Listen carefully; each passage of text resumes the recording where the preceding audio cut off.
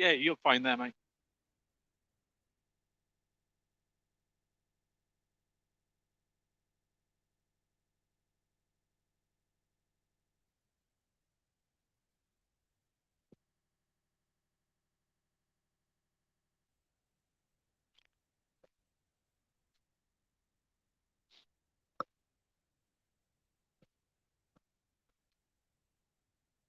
Hello, ladies and gentlemen. It's Manny Cinder reporting for Speakers Corner Online. Today, we are here for the farmers' protest here in Al.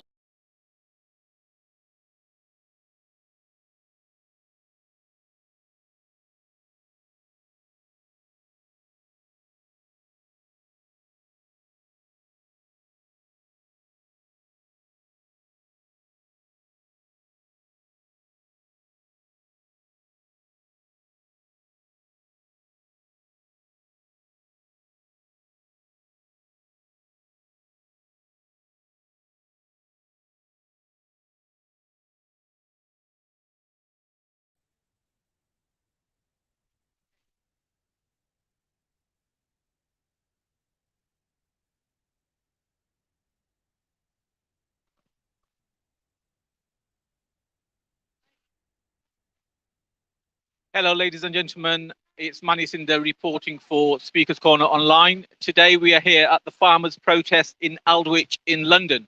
Behind me, we have India House, which is a suitable location for the demonstration. The building was built and decorated for the sole purpose of running India by the colonialists of this British former government. So we're here, we're going to be reporting and interviewing different people, different opinions. There doesn't seem to be a lot of people here yet, but there are people arriving all the time. There doesn't seem to be an opposition demonstration against the farmers' protests. So if they do, we would love to have a word with them and interview them. But we do have a first interview lined up already. We have a gentleman who's going to share some very vital information. Hello, good morning, sir. Good morning. Could you share with us your name? Sure. My name's Manveer Singh. I campaign as a part of the Sikh network, and effectively, obviously, most Punjabis in the UK are deeply affected by what's taking place in India in terms of farming culture and how it's been under siege for a very long time in the Indian within the Indian state. So it was incumbent on all of us to come together as a broader community, put aside any particular differences, and actually campaign quite strongly on this. Links with various people back home have been renewed as a result, and I think there's so many really positive things that have come out from it. Certainly, renewing ties that we might have kind of drifted away from over the last X amount of time. And certainly, everyone is in support of this in the UK. Any reading of the farm laws can see at a base level, if you've got no real legal recourse within the law that's being input against the people, then the people are going to lose out. So let's just touch on that. We had a quick conversation here a few moments earlier. You stated some very interesting information. You said something. There's an additional six aspects of that law. Could you just start from the beginning and slowly tell our viewers what are these six? What you're calling demands? Well, I think the demands are being set by the unions. They're around utilities. They're around burning of sites post cultivation. It's those sorts of things that are concerns. I mean, let's be honest. When these farmers go back away from the protest site, the farmer suicide issues and the things that underpin farmer suicide for these communities won't go away. So, are you saying that the suicides are because of this law coming in? Not specifically. That was the status quo from before. These laws added on to those burdens. So look, farming does need some kind of reform, but it needs to be done in the right way with respect to the farmer. India eats because of these people. What these laws were seeking to do was to cast these people aside in respect of larger corporate organizations to come in and literally land grab from these people. If I wanted to, and there's many ways in which you could take this discussion. But if you look at what's happened in respect of Kashmir, CAA and NRC, and the changes that are happening there, you have to think about what would a right-wing nationalist government wish to do with regards to unseating a majority that's a minority in respect of the rest of India, in terms of the Punjab, in terms of Haryana, and how those demographics work. It is to unseat those people from their land. At the end of the day, farming for Punjabis, Sikhs more specifically, comes from a point of cultivation with regards to our first guru, which is why the Prime Minister cheekily decided to hijack Gurpurab, tried to hijack it and use it for his own aims, which is to secure political power with regards to votes. There is nothing to stop these votes being repealed come 29th of November when the winter session of Parliament opens and the laws are repealed, and then piecemeal over the next 5 years, smaller laws are applied, which might in isolation seem palatable, but in summation get you to the same place. And this is why this issue will continue to rumble on. One, because these 6 other demands are still there, and two, because at the end of the day, as we mentioned before, Modi said that MSP will remain in 2014. MSP was being stripped away by these 3 laws. So how can the nation of farmers over there in India really trust this guy? My trust in respect to this gentleman was pretty thin given what happened in 2002. And You're talking about the Gujarat riots? yes, absolutely. I mean, look, the various commissions that are out there said that he did not act quickly enough to avert violence, to avert killing. If you're just going to sit there and do nothing, you are complicit with the violence that's being enacted. Or it could be just incompetence of him and his office. I mean, I'm not making excuses for him, but we have to be balanced, right? Balanced. Let's assume it's incompetence. Such an incompetent man who can't calculate that what could happen, given India's bloody history, decided to do nothing on the basis of incompetence. How is such a man elected to become prime minister of a nation? Yeah, that's a good point. I mean, I've been to India a number of times, and I must admit, nothing is organized there. It's just organized chaos. So it doesn't surprise me. So unless we can have categoric evidence of certain things, then we need to be careful with the label. Those, of course, the commissions have said there that, look, he didn't act when he should have. And maybe that is because of incompetence. But ultimately, whether it's incompetence or otherwise, there is a level of responsibility he has to those people who lost lives there. So look, let's get back to the point. He said MSP would remain. MSP did not remain on the basis of these 3 laws. One of the demands is to bring back MSP, but to an extent where the farmer is given a fair day's pay for a fair day's labor. That is what matters here. Otherwise, you're going to continually find a farmer taking loans to get government supplied pesticides that they use on the land to farm and encourage growth. Nothing grows without it. Right. But of course, that is also polluting the land, and it's making the land not so good for agriculture over a longer period of time. So there's a theory that had these pesticides not been introduced through the incentive, that the land was just working absolutely fine without them. Is that true? It would have been. But look, whatever has happened has happened. How do we reverse that situation where the farmer's being paid enough to be able to say, let's look at innovation, let's look at farming that happens in other parts of the world to such an extent and do things more efficiently? That is the way to give yourself another agricultural revolution that will ensure India is well fed for a long period of time. So give us some ideas. How can the process farming in India be streamlined to be better? Well, look, I would encourage, there are plenty of agricultural university courses here that are producing great talent, that are providing innovation, using big data to help smaller farmers. Of course, that's out there.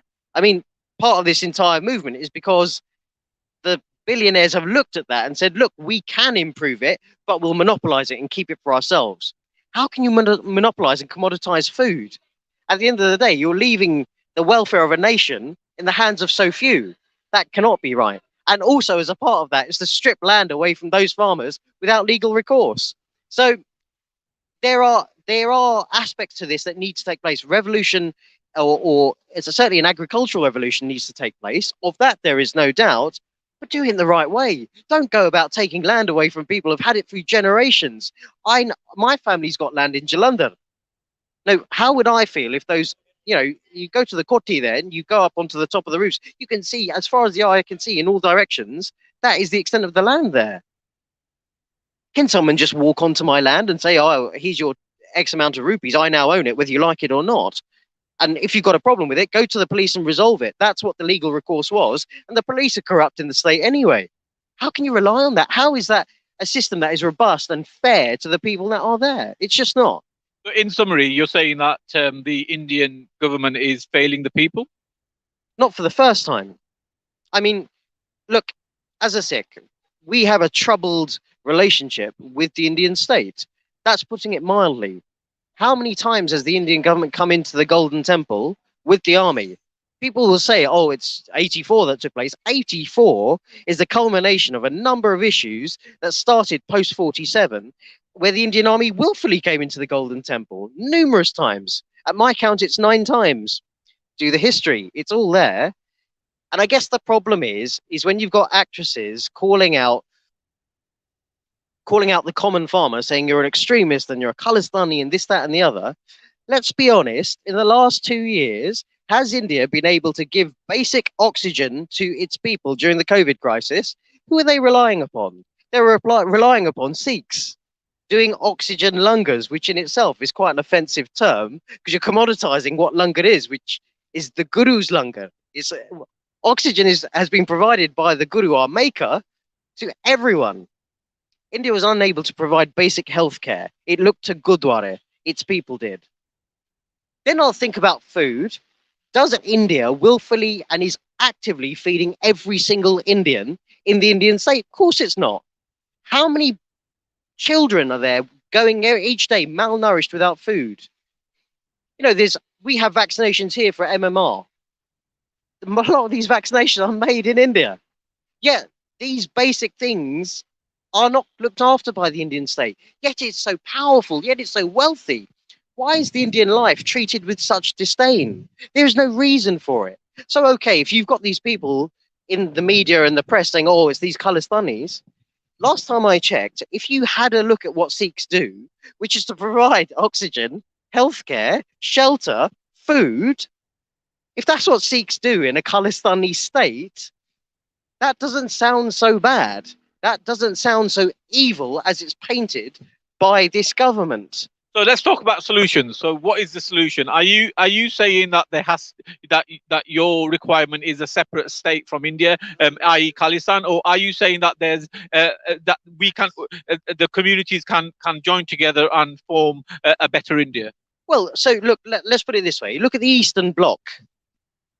Yeah, the Eastern Bloc used to be an Austro-Hungarian empire which neglected its citizens, so it disintegrated on its own. People don't want to be pushed from post to pillar with false promises. You can carry on doing that for a period of time and you can get by. Eventually, people will turn around and say, hold up, we can't keep being pushed, which is exactly what's happened here in terms of the farmers. This issue is going to rumble on and on and on because I suspect if UP is secured by the BJP in terms of votes, this whole thing will come back again in different ways. Manmohan Singh dealt with the farmers. This is not a new issue. This has been going on for decades. And every single prime minister, aside from the ones in the early 90s, which had short terms, and because they had short terms, they didn't have to deal with it, they had to engage with farmers. If you don't put food on the table, you're going to have rebellion. This has been shown throughout history. This is not an Indian specific thing. The issue in terms of separate state is a discussion for people there. If they want that and they can campaign for it, so be it. I don't necessarily think it's a bad thing. Sikh values and principles are not negative things. So if there is a state built on it, that can't be a bad thing. So look, I'm indifferent with regards to whether it should 100% be there. My lineage tells me that it should be, as in the Khalsa tells me there should be. Khalsa values and principles means that people will be fed, catered for, as we said before. So I don't necessarily see that as a bad thing. As things stand now, that is a discussion for Indians there. I mean, there's many separatist movements there. There's one in the south with the Tamils. There's plenty of separatist movements within India. Even the Marathans have their own thing about Marathi being a focus and all the rest of it. So there are obviously These are like matchsticks waiting to go off if the center keeps pushing these people. People have their limits. So, and obviously, what the one thing that this farmers movement has shown is that you can get results by people power working together. There will be other sectors that look at laws within India and say, "Oh, these are hard to work with. How do we resolve it? Oh, what do the farmers do? Only took them a year. Maybe it'll take us less time. Let's get on with it." So you may well see other sectors or other types of people engaging in this sort of thing. So what you're saying, so each state becomes its own democracy? Is that what you're saying? So there's a possibility of, if one state is granted independence, then different states will ask for the same? So let's look at it from a pro-Indian perspective. All if the Indian state functioned as it was intended, when this was a discussion with Churchill, Nehru, Jinnah, Tara Singh, Sardar Patel, etc., actually it sounds like a good idea. It genuinely does. But if your execution's going to be poor, you could make the argument that, okay, Britain has left in 1947. Has it stopped mass killings going on in India? I'm not. That's fact. It's not just Sikhs. Christians in the Nagaland, Muslims have these issues all the time. Just 18 months ago, there's a problem. You've got issues in Assam at the moment. So how do we get to a solution? How do we pave peace? Peace is either, as I say, it's either an improvement for the value of the common Indian's life and getting it up to a standard which is what should have been envisioned by those people who fought for independence. Udham Singh, Bhagat Singh, all of those supporting people that were around there actually fighting for independence, fighting for freedom. Those are the things that are important. Those values, those principles to say, actually, this is not acceptable. Killing people for the sake of killing them because of type or religion or creed or caste is unacceptable. It can't be acceptable it's not acceptable here. It's not acceptable in the most uninhabitable places. It's not acceptable anywhere. So what is the solution? It's an improvement to the Indian's life to the point where genuine glow of freedom is experienced. As Nehru told the Sikhs, you would experience the glow of freedom in the north of India. Yet 37 years later, post-independence, you've got, best part of 100,000 people killed between 84 and 95. So it needs to improve. Otherwise, you'll see what happened with the Eastern Bloc. It will just disintegrate. People don't. I mean, look at Kashmir. 7% voter turnout a couple of years ago. Why? They're supposed to be Indians. Why do they have armed soldiers? Not just patrolling, engaging within the community there. This is terrible. I did some research along with the Sikh Federation. A report was done, Sacrificing Sikhs, in respect to the Amritsar papers that came out here in 2014. And when you went through the research, you could see the activities of the Indian state in this country. You have a look at Jagmeet Singh in Canada as he was going for leadership for the NDP. The Indian lobby was actively working against him. Why? He's not even Indian. He's of Indian descent. He's a Canadian citizen. I'm not Indian. My grandparents came from an undivided Punjab. My family did not see 1947 because their passport took them to Africa. Am I Indian then? In terms of what the Indian state is today? My view is based on truth, justice, and freedom. India needs to give freedom as it was originally intended, or see its nation disintegrate. It's one or the other. There's no bias or happiness or pain about one or the other, but either it's a respect for life, it's a respect for communities. Article 22 or 23 of the Indian Constitution says that Sikhs, Buddhists, and Jains are Hindus for the purposes of the Constitution. That's not equality. You find that offensive? Absolutely. I've got plenty of Hindu friends. Plenty. They're lovely people. Why did the Sikhs and the other religious communities stand up to it when the constitution was formed? Sikhs never signed it. The Sikhs were asked to sign the constitution in India. It's never signed. Is that a fact? It's a fact. Tara Singh never was a signatory to the Indian constitution. So look, the farmers' protest has got all of these issues wrapped up within it. the focus of it today has to be, you know, what are these extra demands? Can we get the standard for the farmers increased to a point where they don't see suicide as an option, which has been the case for the last 20 years? I mean, Remat Rayat has done a wonderful documentary called Toxification, and that actually goes into Punjab. She went to Punjab and documented the issues going on there with fertilizer, with drugs, with, you know, all of these sorts of things that are impacting the common farmer in the heartlands of India's farming districts and states, which is the Punjab. So, you know, these are all the issues that, and there are a lot of issues here. They're all interconnected, and the common denominator really is the Indian state. So that's very impressive information you shared with us. Thank you very much for that. If the audience watching now or watching a repeat of this want to follow you, find you on online, is there a website? Do you have social media? Yeah, so there's the Sikh Network. Just search it into Google. You'll get all the handles from there. Feel free to follow that. The Sikh Federation as well. Sikh Council. There's obviously there's a core farmers Instagram page. There's a Kisan Sleep Out page on Instagram too. So look, search all of these things out. They're all available online. Please do. Please follow. Stay up to date. And look, the funny thing is, just to kind of, I know obviously there's a limited amount of time. The way that global farming works, there is all interconnection there. Trade is done on the base of grain, on the base of wheat, on the base of rice, all of these things. If you take out a significant farming agricultural zone within the most populous part of the world, it's going to have knock-on effects for the rest of the world. And if you commoditize that, it starts compromising food for us here in America, in Southeast Asia, in Africa, in everywhere. And you do it once, you get past this once and have this commoditization, others will come to the fore and say, no, I want to commoditize it too. Then where are we? Isn't that the global plan to commoditize food and including water? So I don't want to speculate on that. I think there's plenty of commentary out there. You know, it would seem so. It would seem so. I don't have categoric fact on that, but it would seem so. I mean, the price of food is going up rapidly at the moment here. We've got issues in the UK with regards to inflation and Brexit and all the rest of it.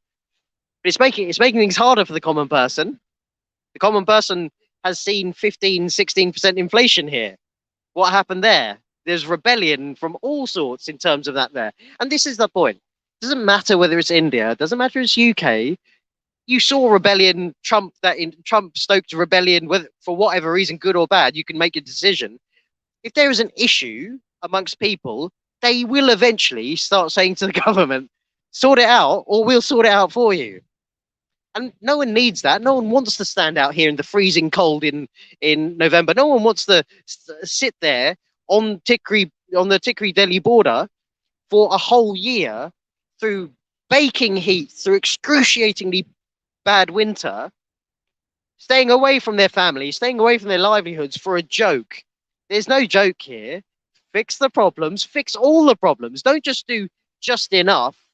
Do as much as you can. The concept of India sounds so beautiful. It should be a shining beacon for the world. It should not be a race for the bottom. Brilliant. That's very powerful. Thank you so much. Can we come and find you again later on, and perhaps after you've done your speech, and perhaps you can give us some closing statements then as well. Thank you so much. Thank you very much. Excellent, ladies and gentlemen. That's a powerful interview. Of course, look the gentleman up. I think those words were very wise. I'm looking around at the moment. We don't seem to have a counter demonstration anywhere, but we'll keep looking. There is a lady further up, part of the demonstration that we're going to interview shortly, but we'll allow you to take in the scenes of Waldorf Hotel while we have a conversation with studio. Oh, good. Oh, good. Shall I show that area?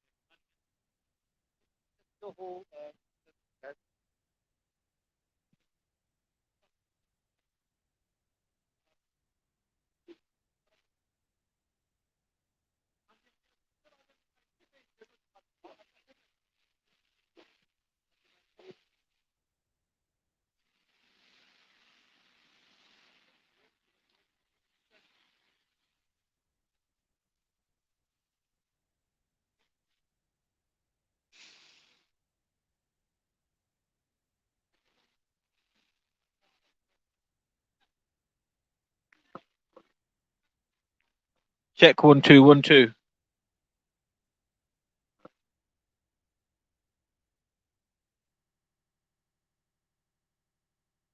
There you go. There's a gentleman here. Hello.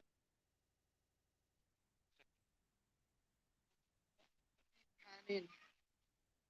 Come on, that's that.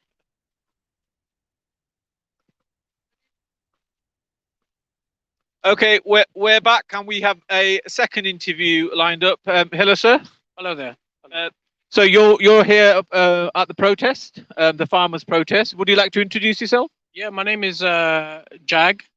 I'm from London. I'm here in support of the farmers, also to celebrate the fact that they've had the first victory in this long protest that's been going on. So they've announced that they're going to repeal the 3 farm bills that were brought in.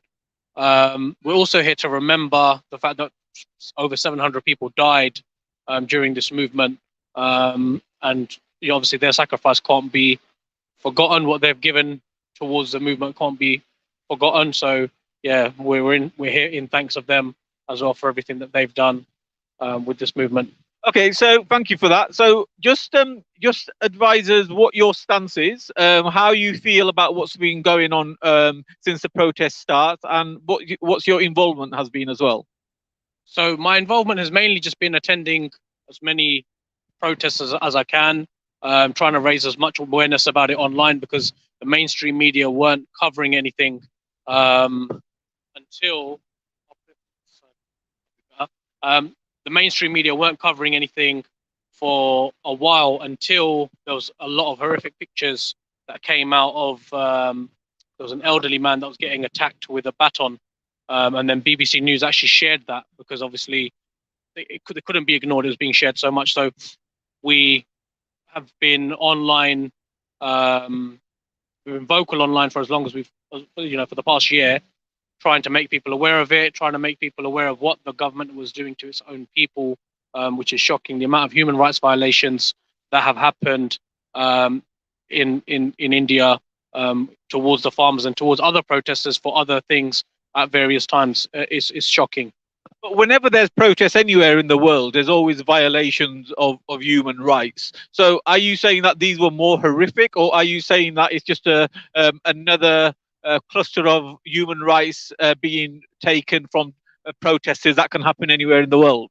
I think in a Western country, it's a shock to us, because if our police over here started tear gassing us, attacking us with batons, using water cannons on us, everybody over here would be outraged. But in obviously third world countries, so you see it in places like India and Africa, South America, and places like that, when they are protesting, it is a lot more violent. But the state went to the extent of digging up their own roads to stop farmers reaching the capital of Delhi. They tipped mountains of mud in the road to stop them reaching there. They put levels of barricading up. Obviously, barricading, yeah, they may have done that in any other country, but could that have been like a security measure to if people in Delhi or around Delhi felt unsafe, would that have been a security measure as well? I don't think it was a case of the people of Delhi feeling unsafe, because the people of Delhi have welcomed the farmers with open arms. When they were there on the 26th of January and the tractors arrived, they were throwing rose petals to the farmers. They were in awe of what the farmers have done. So they're on the side, because they realize that if the farmers don't win this fight, then their cost of living is going to go up. If they rely on rice, they rely on wheat for everyday food. So they will see that those prices are going to go up, and it's happening in other states. The cost of stuff has gone up. The farmers that don't have MSP guarantees, like minimum support price guarantees, in other states have left their farms and are working as laborers in the other states which have got MSP. So I don't think it's a case of that. I think there's a lot of support around the whole of India for this movement because they understand that it affects everybody. So I don't think it was that. I think it was just the government's way of trying to suppress the movement. The 3 farm bills were brought in for the benefit of corporations. It wasn't for the benefit of the people. It wasn't for the benefit of the farmers. It was brought in for the benefit of these private corporations who would then control the market, as we've seen in places like America. They're in that same situation as us, where it's the corporations that run everything. So it's just a case of keeping down the little man and helping the billionaires, which is something that happens across the world. But these guys have gone about it in a much more violent way, and it needs to be called out. So you're basically hurting from what's been going on. So going forward, the farmers have won. That's what the headlines are carrying. So why are you guys here still demonstrating? So we're demonstrating because it's not over. So there's still, although today, actually this morning, they have actually announced there's more victories that have come. So they're now going to create a group with the farmers to discuss MSP. So originally that wasn't part of the announcement. They've also announced that they're going to release all the farmers that have been detained. So they've said basically that we're not going to carry on charges against the farmers that have been arrested in this whole protest, because obviously there was no reason to arrest so many of them.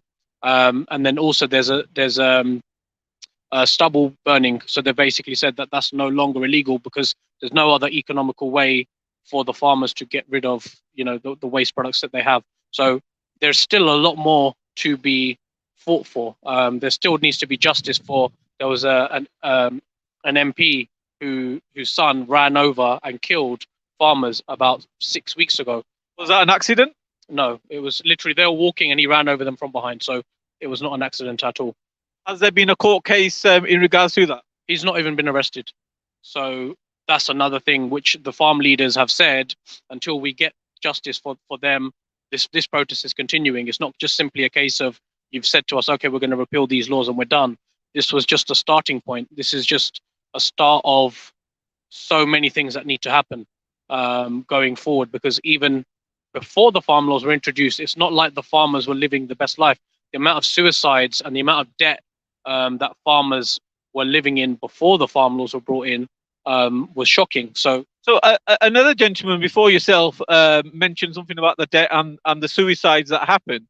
Now, this might be a kind of a cold question, but I just want to get the most balanced view out there. But no one is forcing the farmers to take out the debt.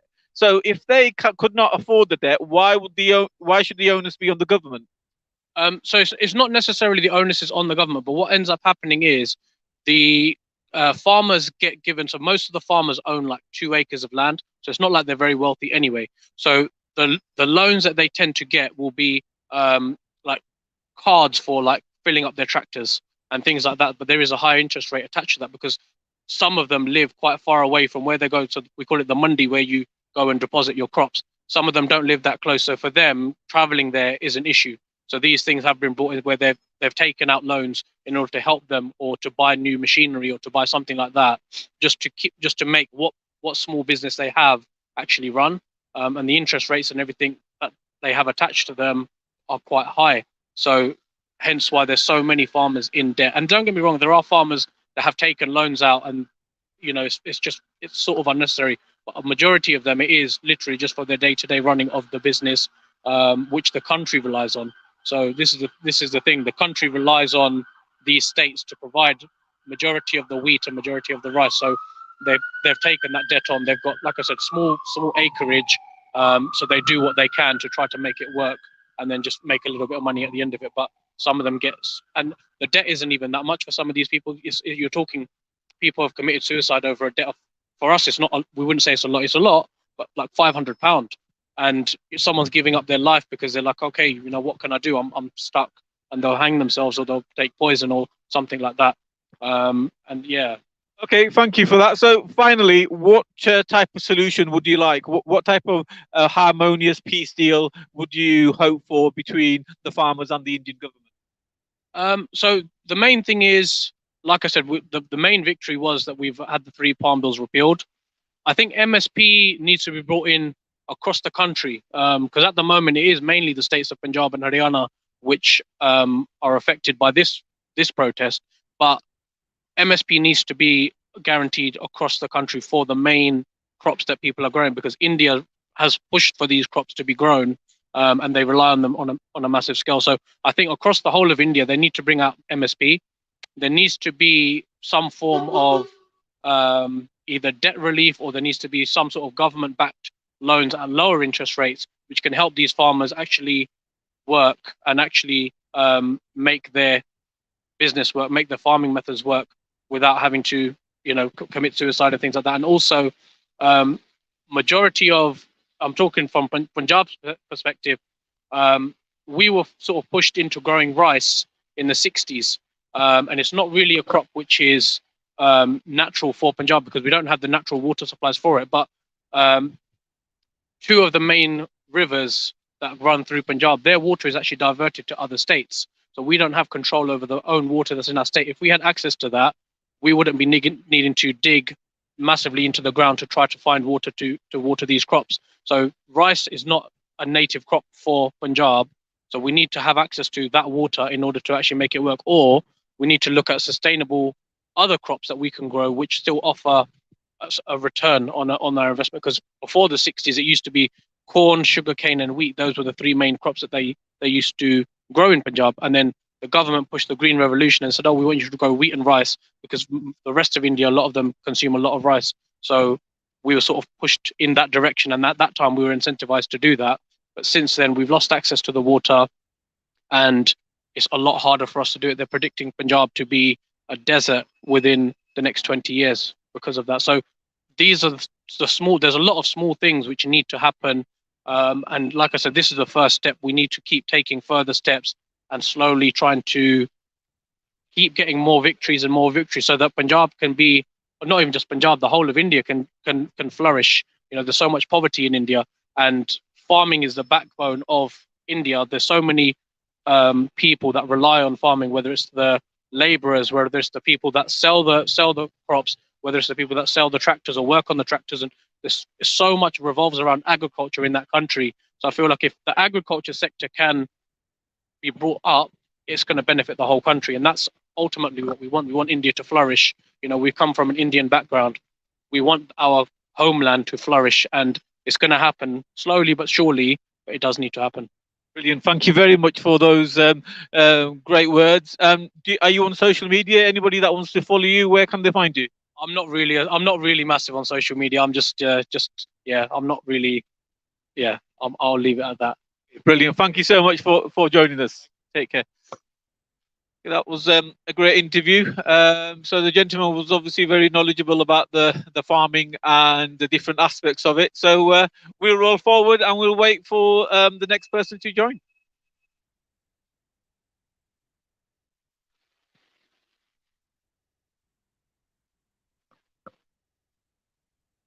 You want gloves? I've got gloves.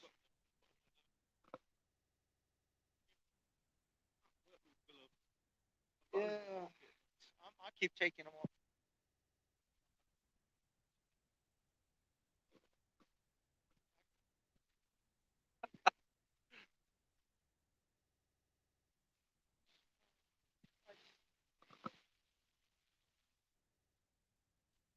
I know how those poor bastards feel. All right.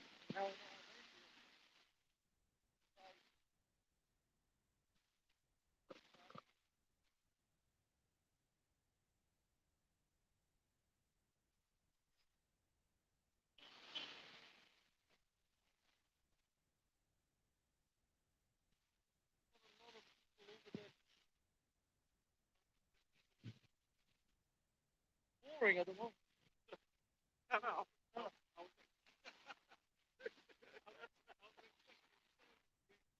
The gentleman was saying that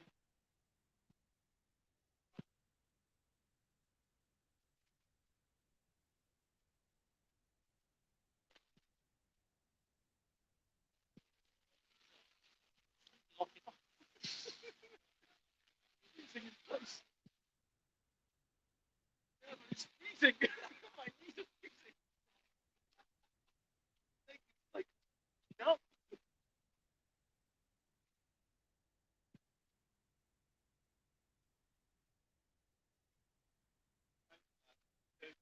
Oh.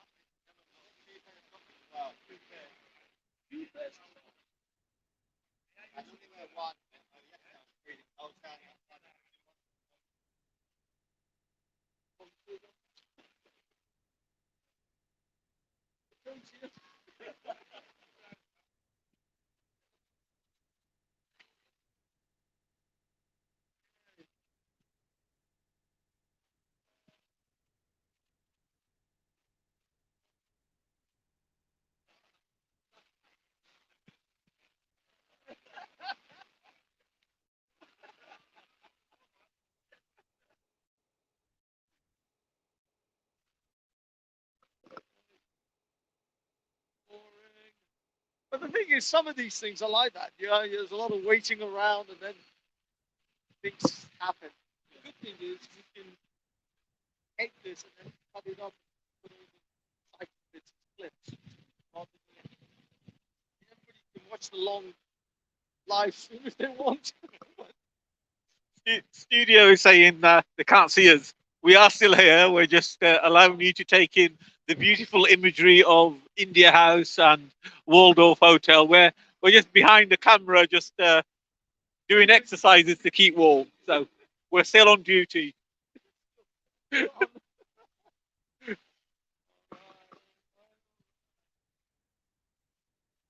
Also, the studio is still there's someone still there.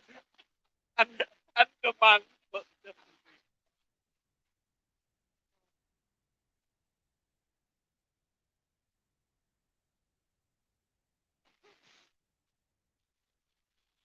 Well, they brought some Coke and Lil and stuff, but it's a bit too cold for them. yeah, they should have brought tea and coffee. Gotta teach them everything. First time I've been to a protest when they're giving out drinks. But it's the Sikhi way though. They feed and eat, they feed everyone. A communal kitchen. Yeah. Surprised communities don't do that more often when there's religion. There's a lot of people chipping in to make a large pot of food.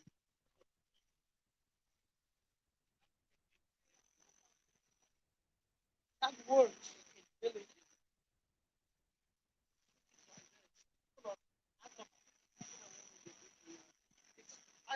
I'll be honest. Ever since I moved to London, or wherever place I want, I never found more people and get like the loneliest place. Millions of people around you. It's too big.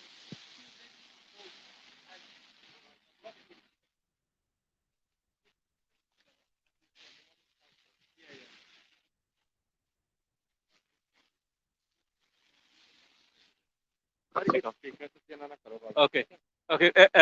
Punjabi ਵਿੱਚ ਗੱਲ ਕਰਨੀ ਚਾਹੀਂਗੇ? Okay. You want me to come in? You guys want to come this way? That way, that area. Yeah, yeah. इधर आ जाओ. ਤੁਹਾਡਾ ਕਿਹੜਾ television ਹੈ ਜੀ? platform, yeah.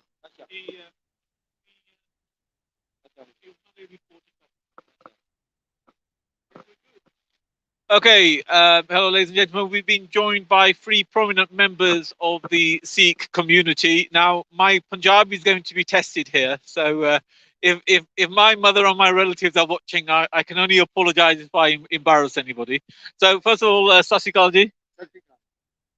ਤੁਸੀਂ ਆਪਣੀ ਇੰਟਰੋਡਕਸ਼ਨ ਕਰੋ ਕਿ ਨਾਲੇ ਦੱਸੋ ਸਾਨੂੰ ਕਿੱਦਾਂ ਤੁਸੀਂ ਆਏ ਆ। ਵਾਹਿਗੁਰੂ ਜੀ ਕਾ ਖਾਲਸਾ ਵਾਹਿਗੁਰੂ ਜੀ ਕੀ ਫਤਿਹ। ਸਾਨੂੰ ਦੱਸਿਆ ਗਿਆ ਸੀ ਵੀ ਇੱਥੇ ਨੌਜਵਾਨ ਜਿਹੜੀਆਂ ਕੁੜੀਆਂ ਉਹਨਾਂ ਨੇ ਪ੍ਰੋਗਰਾਮ ਕਿਸਾਨ ਮੁਜ਼ਾਹਰਾ ਕਰਨਾ, ਇਸ ਕਰਕੇ ਅਸੀਂ ਇਸ ਕਰਕੇ ਆਏ ਸੀ ਮੁਜ਼ਾਹਰੇ ਕਰਕੇ। ਕਿਉਂਕਿ ਹਰ ਦੁਨੀਆ ਦਾ ਜਿਹੜਾ ਬੰਦਾ ਸਵੇਰ ਨੂੰ ਉੱਠਦਾ ਉਸ ਕਿਸਾਨ ਦਾ ਕਮਾਇਆ ਹੋਇਆ ਸਵੇਰ ਨੂੰ ਬ੍ਰੇਕਫਾਸਟ ਕਰਦਾ। ਜੋ ਕਿਸਾਨ ਮੁਜ਼ਾਹਰਾ, ਜੋ ਕਿਸਾਨ ਮੋਰਚਾ ਚੱਲਦਾ ਭਾਰਤ ਵਿੱਚ, ਤੁਹਾਨੂੰ ਸਾਰਿਆਂ ਨੂੰ ਪਤਾ ਜੇ ਦੁਨੀਆ ਤੋਂ ਸਭ ਤੋਂ ਵੱਡਾ ਮੋਰਚਾ ਚੱਲਿਆ ਤਾਂ ਉਹ ਭਾਰਤ ਵਿੱਚ ਚੱਲਿਆ। ਕਿਉਂਕਿ 1 ਸਾਲ ਤੋਂ ਵੱਧ ਪਹਿਲਾਂ ਉਹਨਾਂ ਨੂੰ ਹੋ ਗਿਆ, 1 ਸਾਲ ਹੋ ਗਿਆ ਦਿੱਲੀ ਦੀਆਂ ਬਰੂਹਾਂ ਤੇ ਨੀਅਰਲੀ 700 ਉੱਥੇ ਕਿਸਾਨ ਸ਼ਹੀਦ ਹੋ ਗਿਆ। ਜੋ ਸਰਕਾਰਾਂ ਨੇ ਜ਼ੁਲਮ ਕੀਤਾ, ਗੱਡੀਆਂ ਦੇ ਥੱਲੇ ਮਿਨਿਸਟਰਾਂ ਦੇ ਮੁੰਡਿਆਂ ਨੇ ਦੇ ਕੇ ਨੌਜਵਾਨਾਂ ਨੂੰ ਸ਼ਹੀਦ ਕੀਤਾ ਗਿਆ। ਜੋ ਵੀ ਕੁਛ ਫੇਰ ਵੀ ਉਹਨਾਂ ਕਿਸਾਨਾਂ ਨੇ ਸ਼ਾਂਤਮਈ ਮੋਰਚਾ ਰੱਖਿਆ। ਏਡਾ ਵੱਡਾ ਦੁਨੀਆ ਤੇ ਕਦੀ ਮੋਰਚਾ ਸ਼ਾਂਤਮਈ ਮੋਰਚਾ ਨਾ ਚੱਲਿਆ ਤੇ ਨਾ ਸ਼ਾਇਦ ਚੱਲੇ। ਕਿਸਾਨਾਂ ਦੀ ਜਿੱਤ ਹੋਈ ਆ, ਜੋ ਕਿ ਮੈਂ ਮੋਦੀ ਨੂੰ ਵੀ ਕਹਾਂ ਵੀ ਉਹਨੇ ਗੁਰੂ ਨਾਨਕ ਪਾਤਸ਼ਾਹ ਦੇ ਪ੍ਰਕਾਸ਼ ਦਿਹਾੜੇ ਤੇ ਜਿਹੜੇ ਉਹ 3 ਕਾਨੂੰਨ ਬਣਾਏ ਸੀ ਉਹ ਰਿਪੀਲ ਕੀਤੇ, ਮੰਨ ਗਿਆ। ਉਹ ਹੁਣ 29 ਤਰੀਕ ਨੂੰ ਉਹ ਪਾਰਲੀਮੈਂਟ ਵਿੱਚ ਜਾ ਕੇ ਪੇਸ਼ ਕਰਕੇ ਉਹਨਾਂ ਨੂੰ ਉਹ ਫੇਰ ਰੱਦ ਕਰੂਗਾ, ਰਾਜ ਸਭਾ 'ਚ ਰੱਦ ਕਰੂਗਾ, ਫਿਰ ਜਾ ਕੇ ਰਾਸ਼ਟਰਪਤੀ ਦੇ ਤੇ ਫਿਰ MSP ਜੋ ਮਿਨੀਮਮ ਪ੍ਰਾਈਸ ਆ ਉਹ ਲਈ ਕਮੇਟੀ ਬਣਾਊਗਾ। ਤੇ ਮੈਂ ਬੇਨਤੀ ਕਰਾਂ, ਜਿੱਥੇ ਕਾਨੂੰਨ ਰੱਦ ਕਰਨੇ ਆ, ਜਿੱਥੇ MSP ਨੂੰ ਤੁਸੀਂ ਕਮੇਟੀ ਬਣਾਉਣੀ ਆ, ਉੱਥੇ ਜਿਹੜੇ ਕਿਸਾਨਾਂ ਤੇ ਪਰਚੇ ਦਰਜ ਹੋਏ ਆ ਸਾਰੇ ਇੰਡੀਆ ਵਿੱਚ, ਉਹਨਾਂ ਨੂੰ ਸਾਰਿਆਂ ਨੂੰ ਰੱਦ ਕਰੇ। ਕਿਉਂਕਿ ਉਹ ਪਰਚੇ ਕੋਈ ਕ੍ਰਿਮੀਨਲ ਨਹੀਂ ਹੈ, ਉਹ ਕਿਸਾਨੀ ਮੋਰਚੇ ਲਈ ਆ। ਜੋ ਲੋਕਾਂ ਤੇ NI ਨੇ ਬਣਾਏ ਆ ਪਰਚੇ ਜਾਣ ਕੇ ਲੋਕਾਂ ਨੂੰ ਖਰਾਬ ਕਰਨ ਲਈ, ਉਹਨਾਂ ਨੂੰ ਰੱਦ ਕਰੇ। ਜੋ ਬਾਹਰਲੇ ਲੋਕਾਂ ਨੇ NRI ਨੇ ਮਦਦ ਕੀਤੀ ਆ ਉਹਨਾਂ ਦੀ, ਕਿਸਾਨਾਂ ਦੀ, ਉਹਨਾਂ ਨੂੰ ਕਈਆਂ ਨੂੰ ਕਾਲੀਆਂ ਸੂਚੀਆਂ ਵਿੱਚ ਪਾਇਆ ਗਿਆ।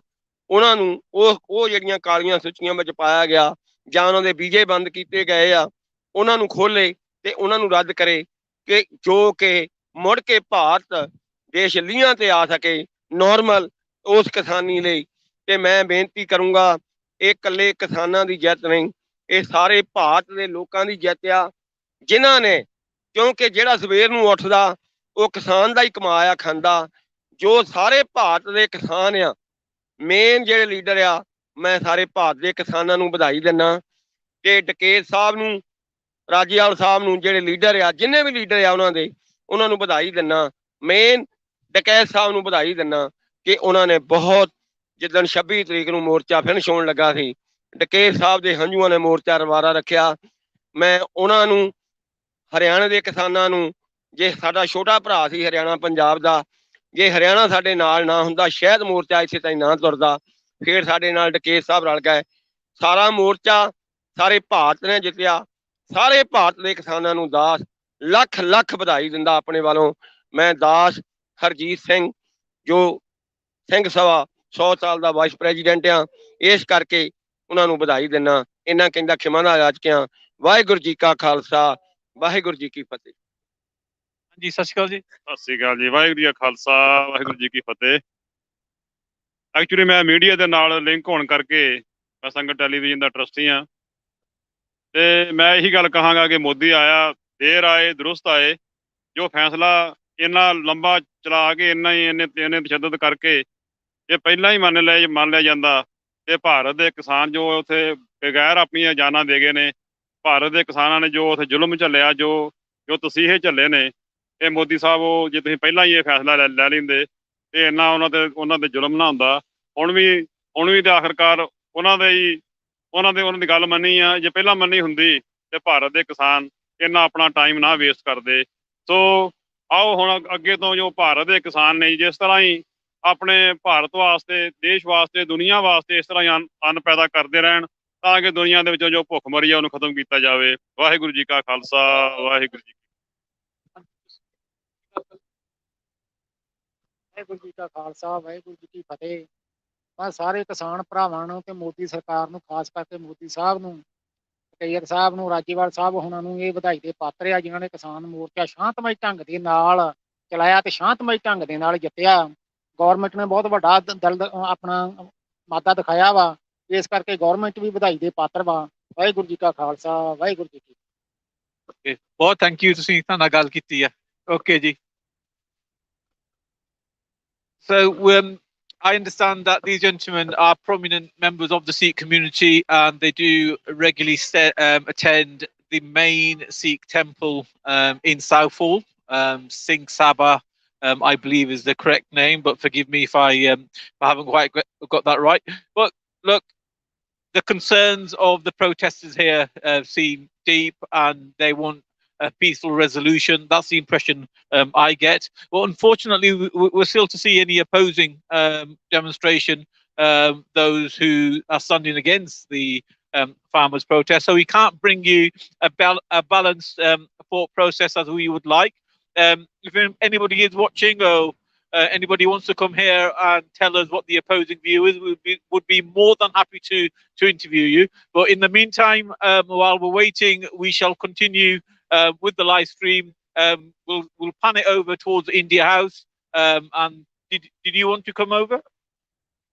Oh, so this is a farmers' protest. So you may have heard of the protest going on in India. Did you want to share your view about that? I disagree with it completely. Like, obviously, Indian people, you know, they need to, how can I put it, stand up for their rights and fight back, because the Modi administration is just not good, and it seems to be getting worse. So, you know, the farmers as well, it's very important that they carry on doing what they're doing, you know, because if the government take this one, the people there won't have nothing. So you have to just keep putting the pressure and just keep trying to do the right thing. That's all I can say, really. Well, brilliant. Thank you so much for sharing that. Have a nice day. So we'll be back with the next interview in the near future. I'll allow the cameraman to pan the camera over and allow you to take in the scenes of this very wintry November in Aldwych in London. And yeah, we'll be back shortly.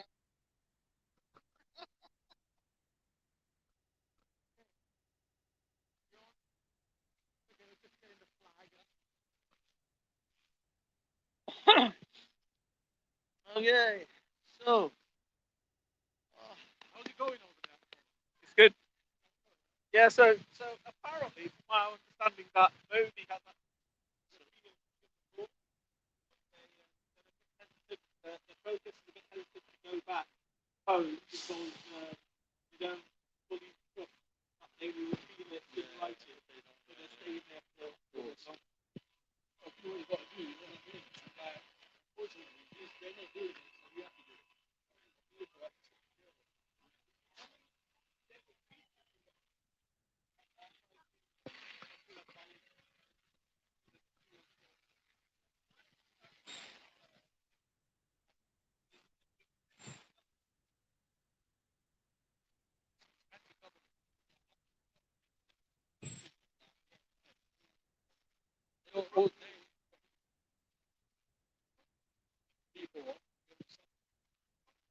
I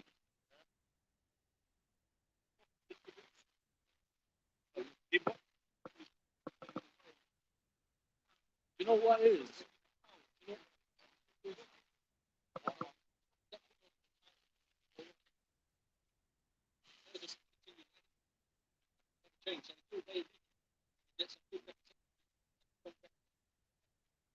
Nothing will ever change. So as long as that stays like that, everyone's going to be everybody. Just like they confuse that moment. A lot of people are confused. They realize I know what's going on. I feel sorry for Modi, I feel sorry for Boris, I feel sorry for all of them. They're dead men all of them. They're brave. That's what I'm saying. They're very brave. There's a lot of people that don't like me. You know what I mean? We don't know what happened behind closed doors. We know what's thank goodness. But you know, the more we can shine the light on that darkness and that evil there, we can expose it, and then more people can deal with it. Muslims are awakening. And so it's wonderful. When you see somebody just standing say, oh, really? You're like, oh, yeah, that's great. It's everyone in the world. That's the awakening happening. Yeah, definitely. And it's good. It's a good thing, absolutely. Because this is long time coming, and if it don't happen sooner, rather than later, we're all in trouble. We're all in trouble. So that's why I look around and see this. I know what's going on there. Seen it. See the world needs it. Sorted out. Social media, share with the people, share the truth, and then we get it sorted. Because that's all that matters is the truth. Nothing else. Yeah. Just twins. We all want to know the truth. I believe there's only one truth for all of us. Know what I mean? One creator. That's how we all see it. You know what I mean? And I see this thing now, they're going to try and merge Islam with Christianity. Call it Christlam. Oh, really? Soon we'll see what's happening. I'm going to get this part. Okay, mate. Nice talking to you. Bye bye. So he just said something interesting there. So he said that there's an agenda to create single religion. Yeah. I don't think it's going to happen because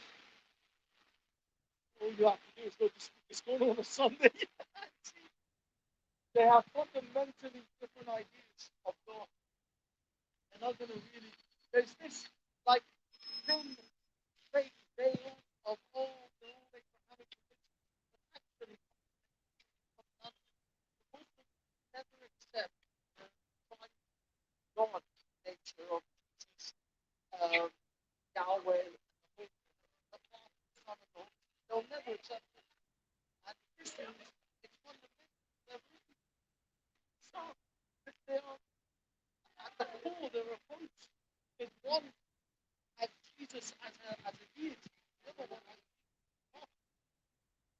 They're never going to reconcile unless one supersedes or consumes the other. Well, not. I mean, what will happen is what has happened in Christian nations in the past.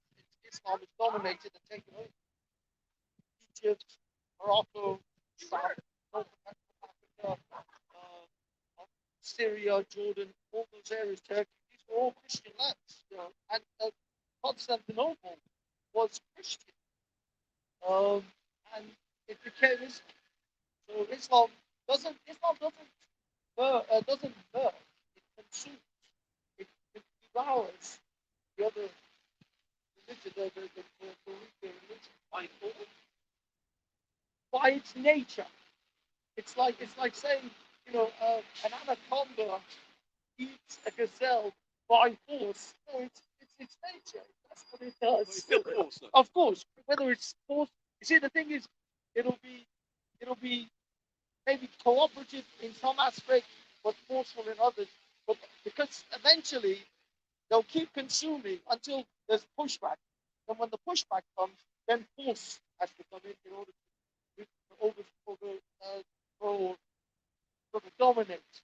So there will always be force at some stage, but it all depends on where that force is applied in which stage. The force only comes in when there's pushback. Just like the Crusades, and they took them all out of Spain. They dominated Spain for like 800 years. Can you imagine? America has only been a superpower for about maybe 70 years. And we think of America as like this overwhelming, dominating force. Imagine you run someplace for 800 years and then you're ousted. That's why some Muslims still believe Spain belongs to Islam. Spain should be an Islamic country. Because it was for 800 years. But no, it was the Crusades. Crusades were the pushback against the ever-increasing Turkmen, kind of the Turks, with the Ottomans started coming to Eastern Europe, Romania, and that area, and Slovakia. What's it called? Bosnia and Serbia, all that area. They started advancing in. Yeah. And then Christians started pushing back. Otherwise, they would have dominated all of Europe. Eastern Europe is the main. No. I mean, like, depends on which one. Because, like, you got the Bosnians and Serbians. And I think it's the Serbians that are Bosnians are Christians. So there was that conflict there. And, no, I mean, you've got Poland and Romania and Ukraine. These are all dominated. So, yeah, no, they're heavily Christian now. But it came and pushed back against the other that were pushing. You know the whole thing about Dracula, Vlad the Impaler. Vlad the Impaler was one of the. Well, they said Transylvania, but I don't think it was Transylvania. It was one of these Romanian who literally was impaling Muslims, sticking them in the fucking ground. But he was part, at least the story is, I don't know if that's any true, but he was apparently taken by the Turks as a child as part of the Janissary Corps. Because the Ottomans used to take like 1,000 children from the Romanians or from Eastern and make them into their soldiers, raise them as soldiers. They would have these elite soldiers who were raised from children as soldiers. But yeah, Vlad the Impaler basically impaled a lot of Muslims. Did a lot of impaling.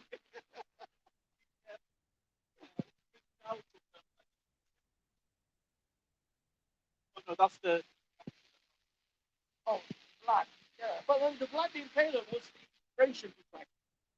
Was supposedly where Bram Stoker got his inspiration from.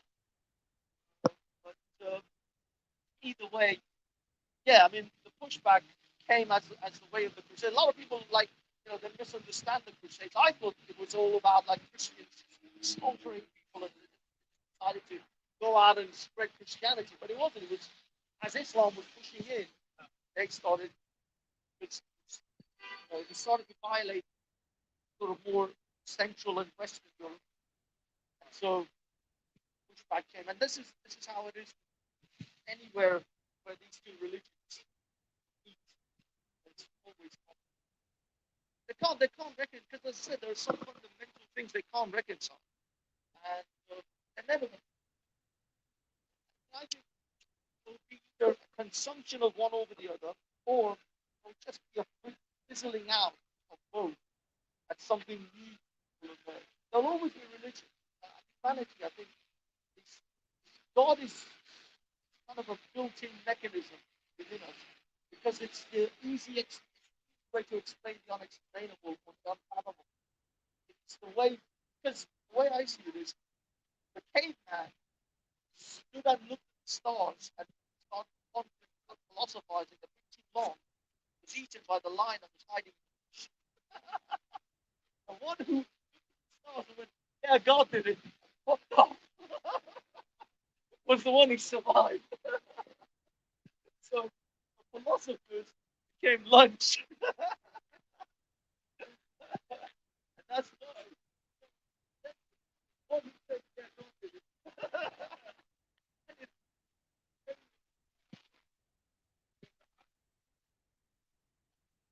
Can we end this? No, go get a copy. I've had 2 copies today, and I'm like charged up. Like an ever-ready battery right now. I can't do more coffee. Go get one, and then I don't know, drink it and come back or come back. Not come back. Well, eventually. You want to leave the mic here with me because you're gonna. That might be an idea. Yeah, leave the mic. I don't know if there is a coffee shop around here. There is. There's one bound to be around the corner there. I don't know about that way, but over there, there's dozens of coffee shops.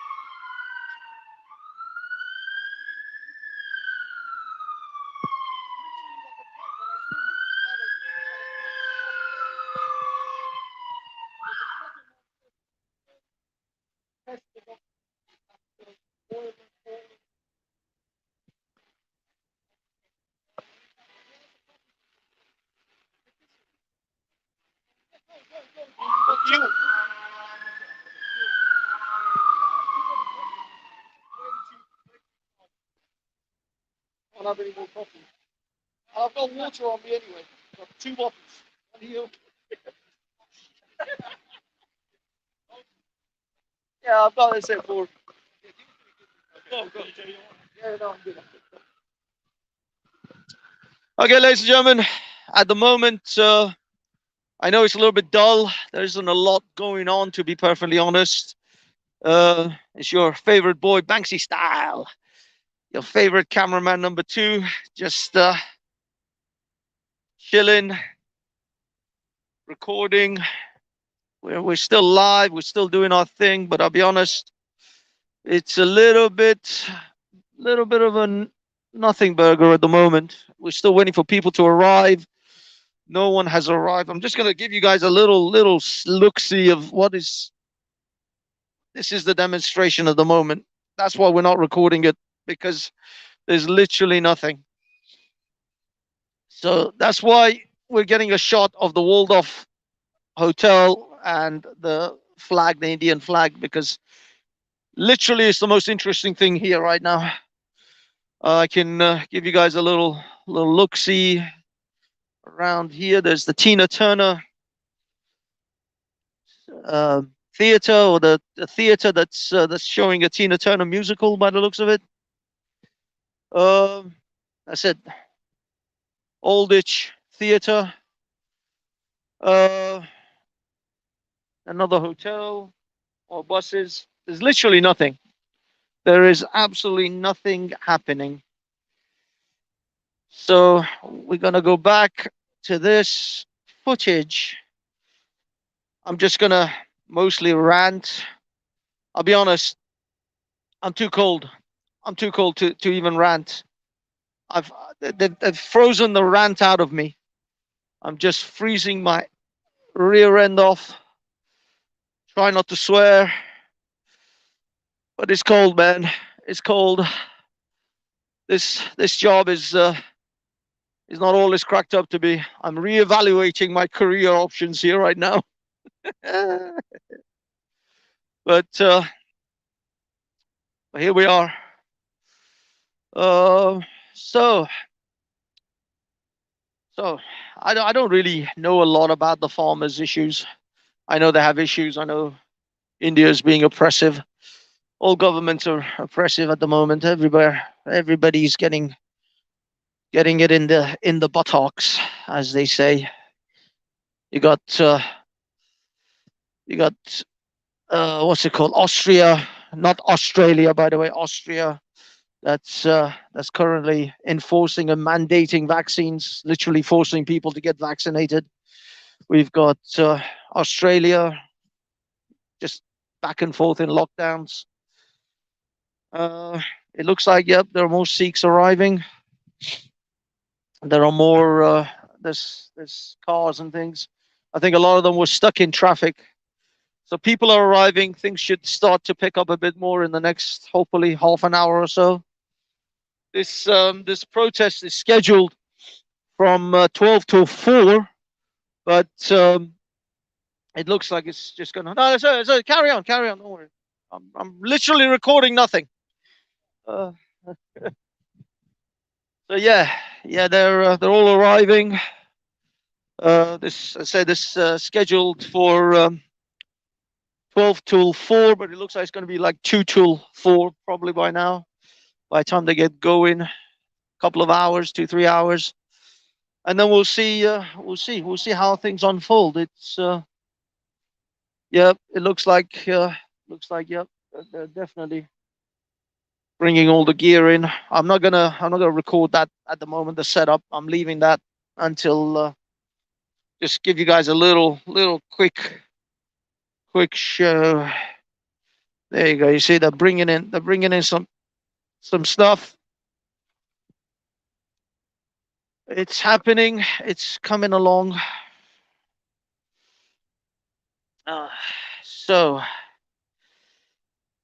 Is there? Unfortunately, I can't actually see if there's anyone in the chat. So just gonna go with this as is. Can't really take any questions from the audience at the moment because I can't actually see the audience. Actually, let me see if I can do something. Let me see. Let me see.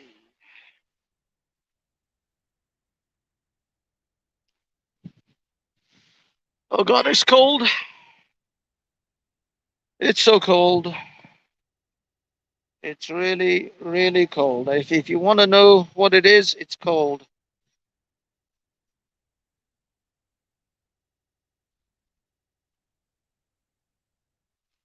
It's bloody cold. It's cold. Okay, yeah, we have one person watching.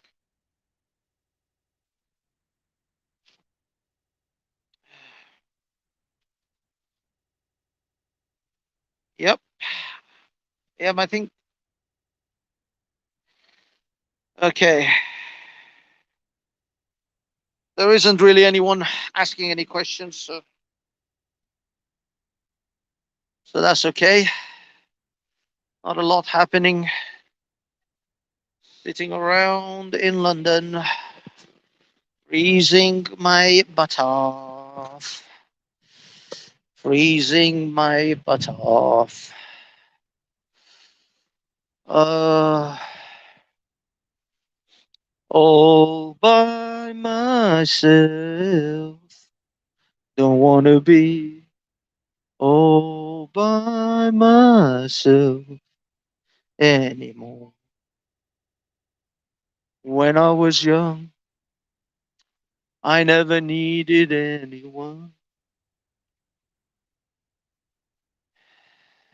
Relationships were just for fun. Those days are gone. I just want to serenade some of you out there with a little tune. This one is dedicated. It's dedicated to the real ones.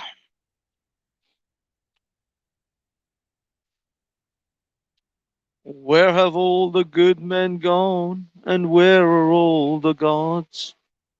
Where's the streetwise Hercules to fight the rising odds? Isn't there a white knight upon a shiny steed? Late at night I toss and I turn, and I dream of what I need. Hit it! I need a hero. I'm looking out for the hero till the end of the night. He's gotta be tough, and he's gotta be strong, and he's gotta be fresh from the fight. I need a hero. All right. Okay. We're gonna stop that now, because even the one person watching is probably their ears are bleeding at this point. To be honest, don't really know what to do, what to say. I would do a small comedy act, but it's not PG-13, and I don't want to taint Speakers Corner Online with my filthy comedy. So we'll skip that.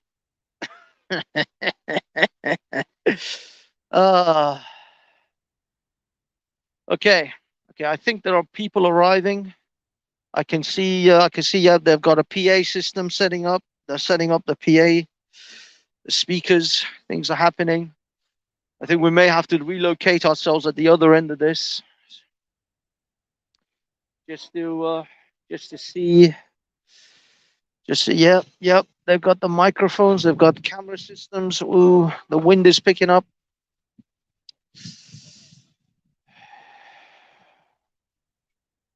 Yep. Yeah, this is beginning to look good. It's beginning to look good. A lot of hey, got Manny's back. Yeah, they brought the PA system. It's happening. Hopefully, it should be good. You want it back? I entertained the masses. All of watching.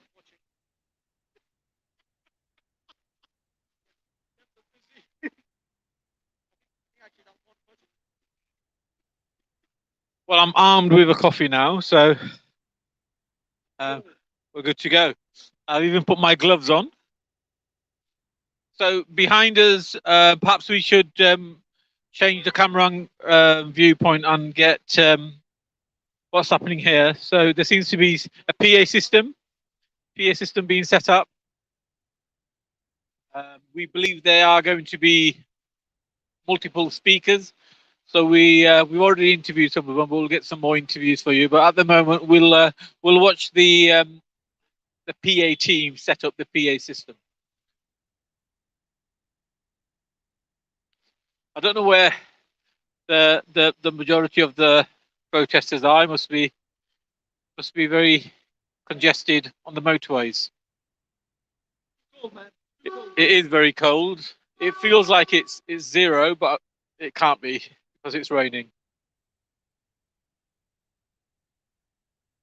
So I gave way to my my girliness and went out and got a latte, where the cameraman is braving it. Have you ever been in the Waldorf Hotel? Lovely bar. Checking that up. They do nice afternoon tea as well. Nice. I don't eat bread, so At all. I rarely eat wheat.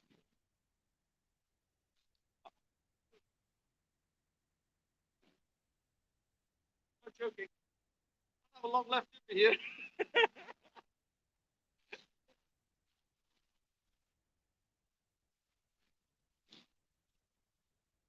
You should go for a walk and get yourself a hot drink. I should have got you a hot chocolate. Fine. If you can't handle the caffeine. I had two coffees. I had a coffee on the way down, and I had a latte in that cup. So But too much. already a bit. Already got the shakes.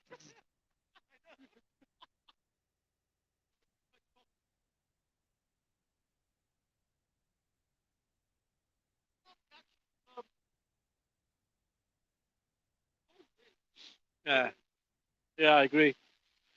But from all the locations of all the embassies, I always thought the Indian embassy had the best location.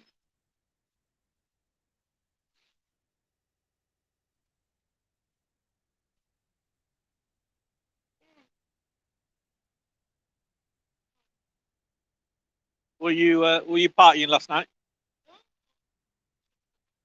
My body clock's been a bit off. I'm sleeping at weird times. I got up at 4 in the morning, couldn't sleep till 6. And then passed out around 6, 7 for an hour and a bit. Got up again. Because I had to get up and leave at my home. You come here? Make sure, yeah, by the time I get here. Literally, that was the perfect timing because I got here at 11:26. Okay. I actually thought I'm going to be late. I apologize. But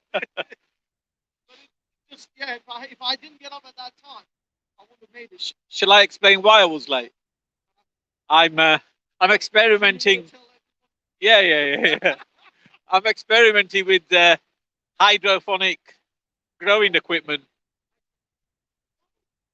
So basically, growing crops, without soil and the rest of it. So I'm just experimenting with some potatoes and what have you. So to cut a long story short, before the cleaner arrived, I wanted to clean up a bit, which sounds ridiculous, right? Cleaning up for the cleaner.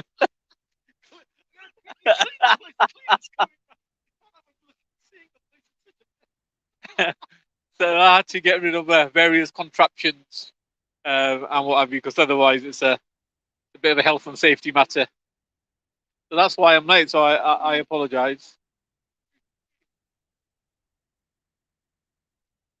And of course, wardrobe was an issue because if it's smart clothing, then I can just put on whatever I usually put on and off I go. But it's too cold to be wearing anything smart.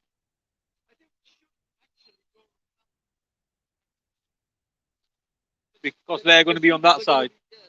Okay. Shall we move location? Okay. Let's go. Can we let this family walk past first?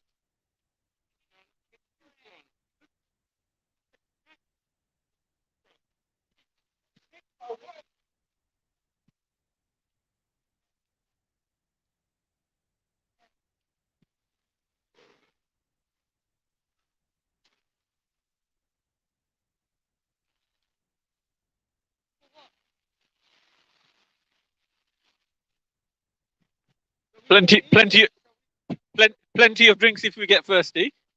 So it's a bit too cold for cold drink. Yeah, we can go in and get a decent location, but may need to get rid of this first though. Oh, there's a bin there. We'll stand here for a few moments, can't we? So do you come to these parts of London often?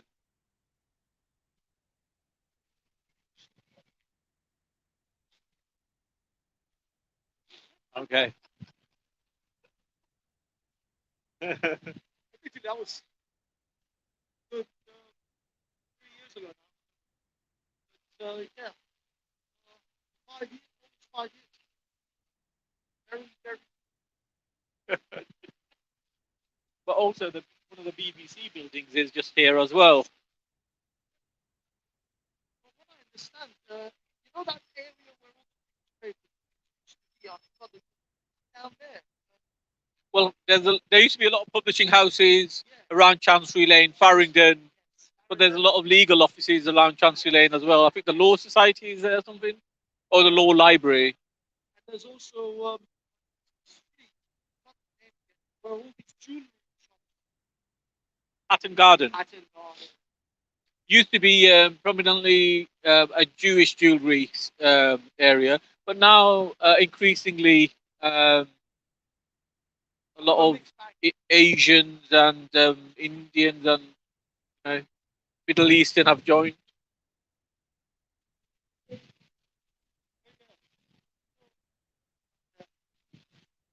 Okay. All that away. There's a great Wetherspoon just up the road. The weather's Yeah, just up that. I'm just saying because there's so many closing down. They're so difficult to find. And there's one on near Chancery Lane Tube Station as well. If you're interested in that type of thing.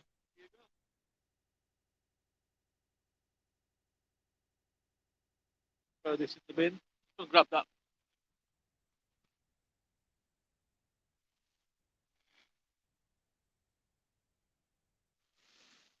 All right. All right, London. Peace.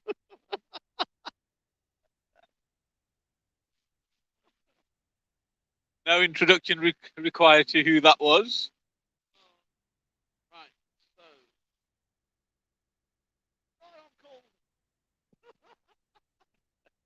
Is that all you've got? My brother just came back from Miami like the day before yesterday. What's the weather in Oh, Miami it's like? awesome. It's Really? so hot. Hot, nice. And literally next week he's off to I think Tenerife. Oh, really? Bastard. How come he's out and about so much? Well, him and his family went to Miami. They go there fairly often. They love this guy. So they went there for that trip because they didn't go last year. They went this year. And then he had a windsurf holiday with some of his work friends, which happened to coincide a week apart from each other. So they went to Miami, came back. Next week he's going to Tenerife. I don't know whether it's Tenerife or Alicante. Someplace. warm. Okay. Yeah. Someplace definitely warm. So cold. Why don't you go for a walk and warm yourself up a bit? Because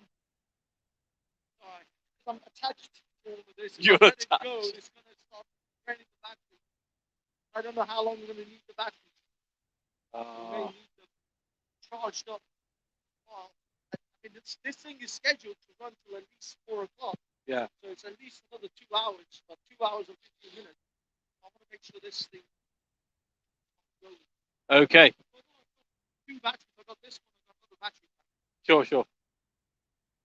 Right for battery power, but still, you never knew. Everything's 100% right now, so good.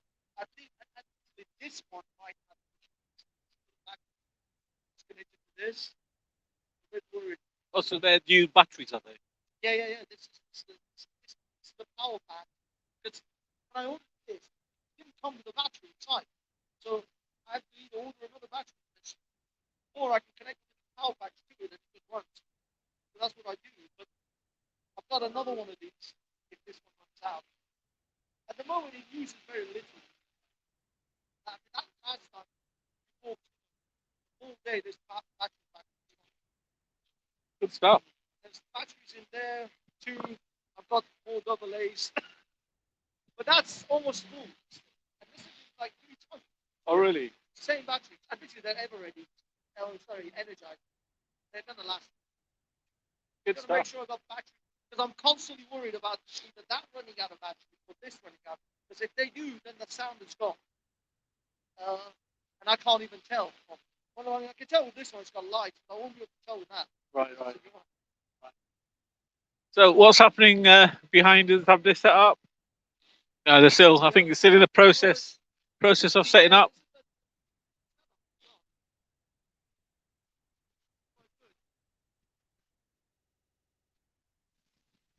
Well, I sure hope they're set up sooner rather than later, so you can see and hear the speeches.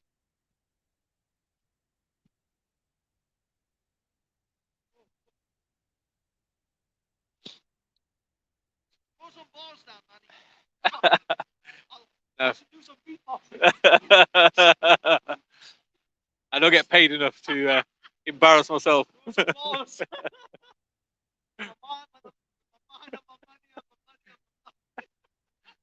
We're going to be in trouble if you carry on like that. I got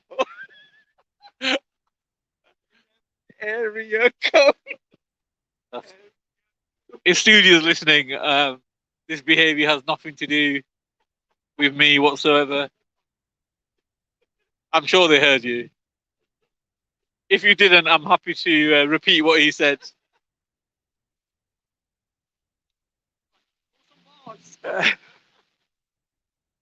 Freestyle. Do some drill.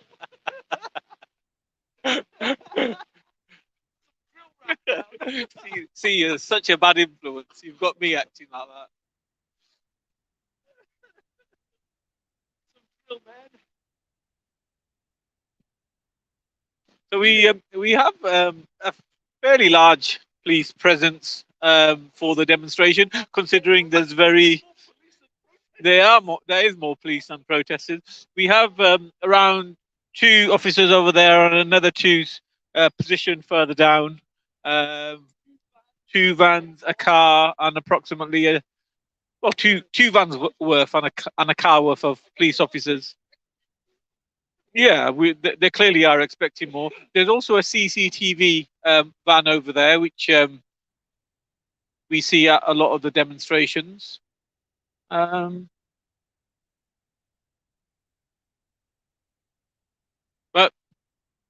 anyway, I'm not sure which TV channel or station or YouTube channel that camera belongs to, but I'm sure we'll get to find out in a short while.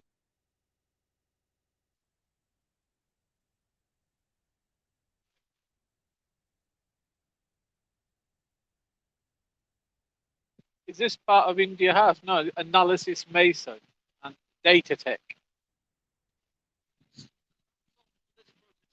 We ain't going nowhere. Going nowhere. And this is what the cold does to you, ladies and gentlemen. It makes you, it drives you mad and makes you think you can rap. Going nowhere. No. I think we have undiscovered a hidden talent.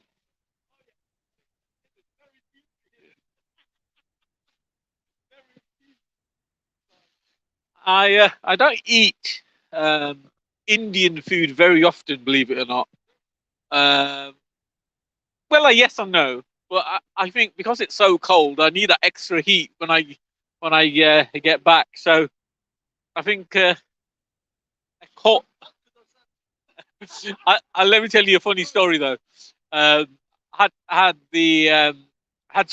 had some work done at the property recently, and the chap who was doing the work said, I love authentic Indian food, and he was very picky at what Indian restaurants he went to, and I says, well, what's your favorite dish, mate? And he said, oh, actually, he said, and he reiterated, he said, it's only authentic.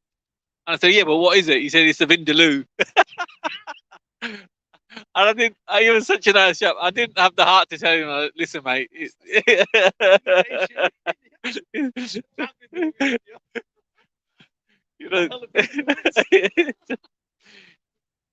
It's just basically any dish with a lot of spices in it. And it became famous in the late 80s and the 90s, where people going to the pubs wanted a bit of kick in their food, and they would go to their local takeaway and order a vindaloo. And then the morning was a bit difficult, obviously. I believe it was either Manchester or Bradford, the location where that dish was created.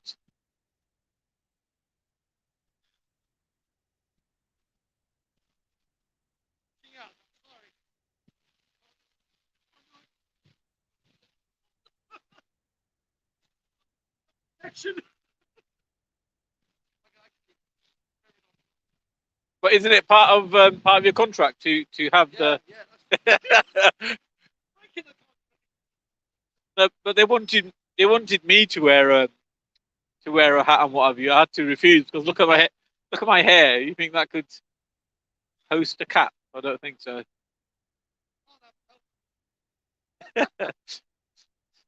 Sonic the Hedgehog. There you go. Actually, that looks quite cool.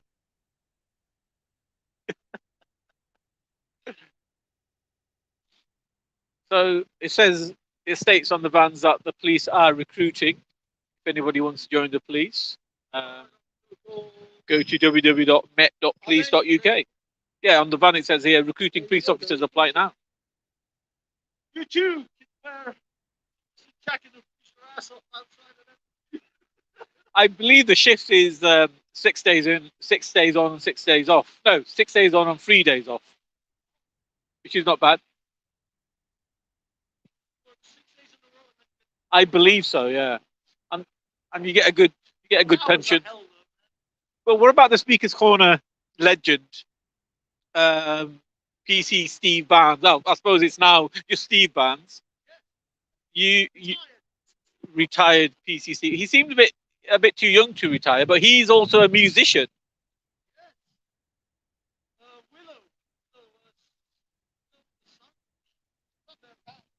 Willow in the Sun. Right.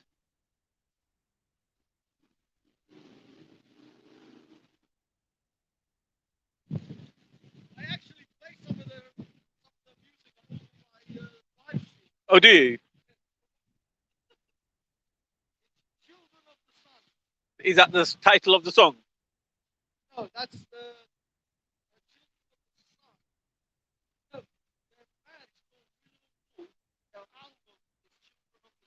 Okay, so if you want to listen to PC Steve Barnes' music, the song is titled "Children of the Sun."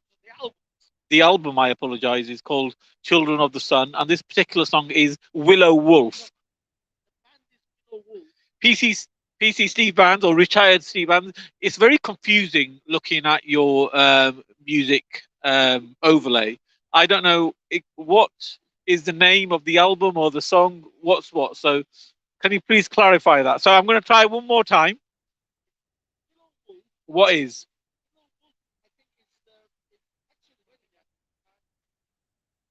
And this is why I have the mic. Band. Right.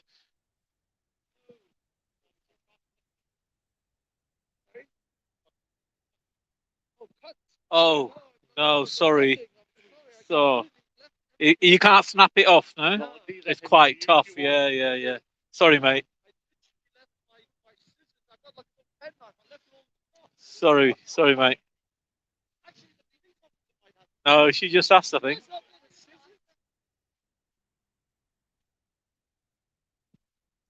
Oh, there you go. So the gentleman's looking for a cable cutting scissors. Save the day. Save the day. You want me to hold anything? I can hold that if you like.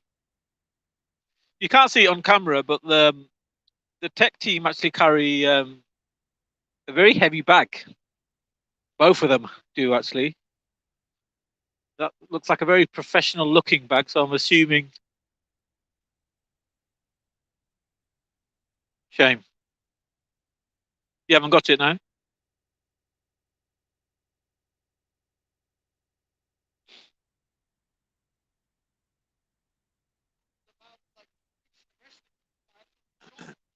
No, you're legally able to carry a pocket knife.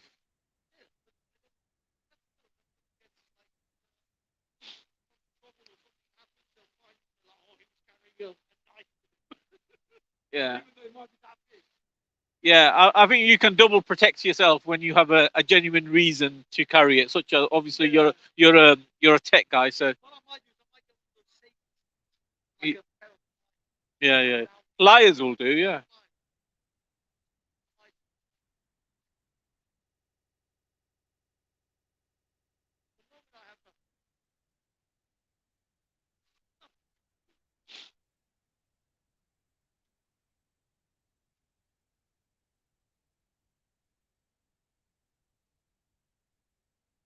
So we're still here at the farmers' protest in Aldwych, London.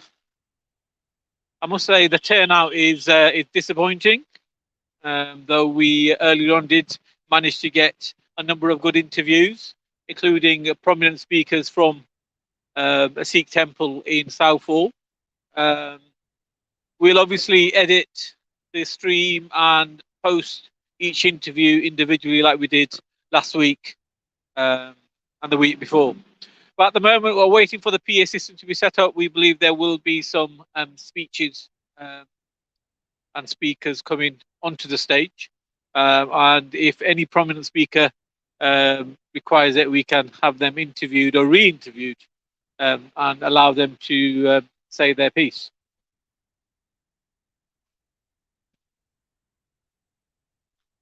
In the meantime, I believe the cameraman is going to sing the song.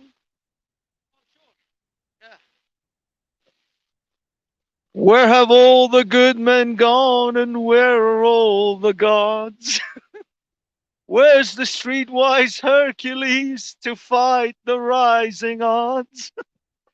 Isn't there a white knight upon a shiny steed? Late at night I toss and I turn and I dream of what I need. Yeah, I need a hero. I'm looking out for the hero till the morning light. He's gotta be strong and he's gotta be tough and he's gotta be fresh from the fight. I need a hero. I've done this before. It's not my first rodeo.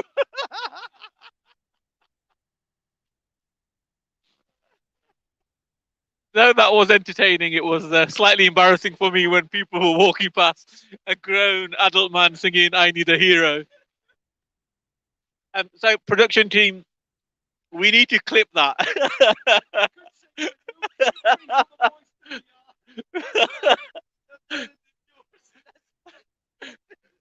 So we need to clip that, and we need to do a remix and perhaps put his face on. My milkshake brings all the boys to the yard. That's right. I could show you, but I have to charge. And people thought I had no shame. He had zero. Oh dear. So, outside Aldwych Theatre and India House, where the India High Commission is, absolutely freezing. spitting with rain, but we're here. Given this particular weather, I'm prone to sing "Let It Go, Let It Go." I apologize. I apologize, studio. I apologize. Which is now a musical. Studio, I apologize. I just noticed that unless he speaks every 10 minutes, he turns into Incredible Hulk. So that was his 10 minutes.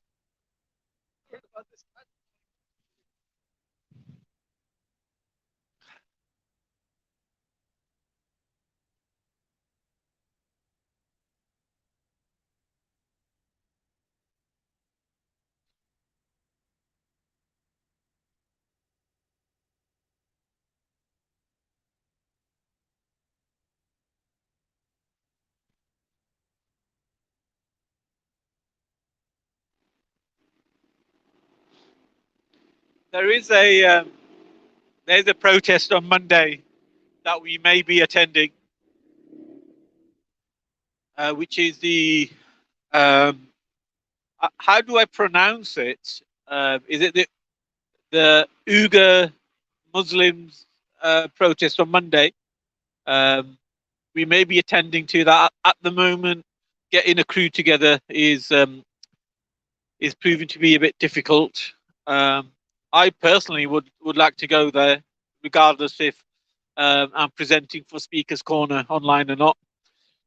For one reason, really, because I saw Jordan M's speech at the Riga. Is that how you pronounce it? My apologies. So I saw his speech, and he outlined that there's been some sexual abuse against Muslim women.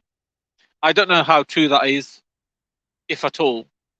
But it just occurred to me that those of us that protested against the grooming gangs don't really attend rallies such as this one, and obviously there was a lack of support from the Muslim community. So that barrier has to be broken in many ways.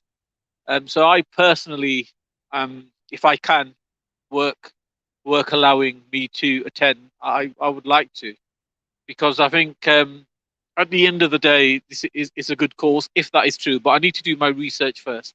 Hopefully, I can represent Speakers Corner online. If we can't get a camera crew together, then it could be just me. And if it's just me, I probably will do it on my own channel.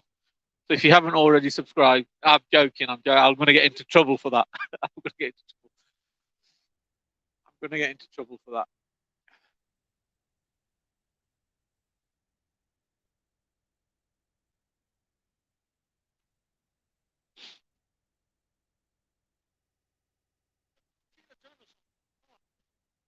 Name. Would you like to do a Tina Turner song? Come on, it's your I.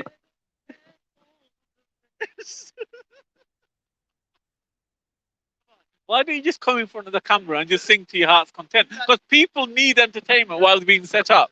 Please.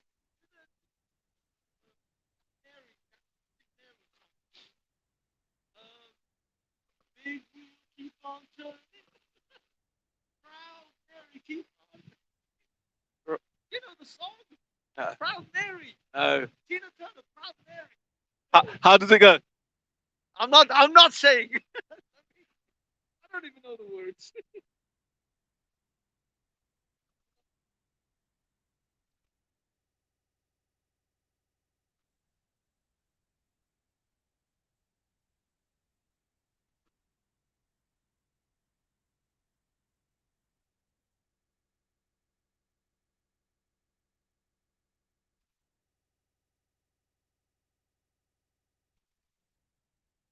Should put it on the thing though.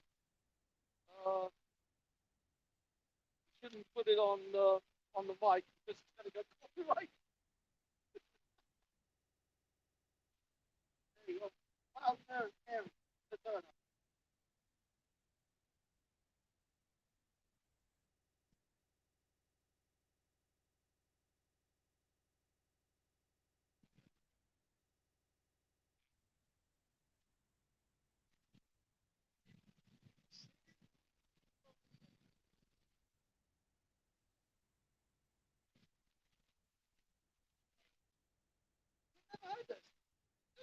of her greatest songs.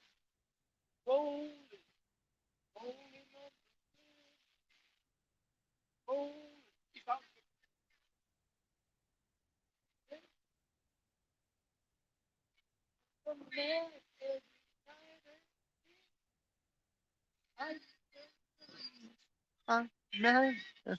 I don't know.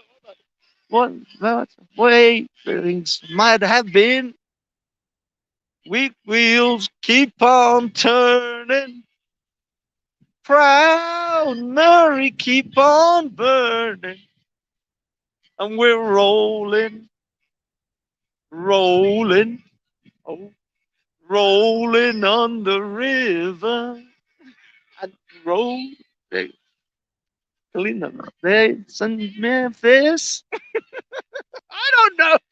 Do you Tanks down in New Orleans, but I never saw the good side of the city until he took a ride down the riverboat Queen. Big wheel keep on turning. Proud Mary keep on burning. And we're rolling, rolling on the river. And then he goes crazy fast. Rolling, rolling on the river. so do you do a lot of karaoke? Terrible. I can't sit up. I didn't say you were good. I asked you if you do a lot of it. I don't. In the shower. Right. That's not karaoke though, is it?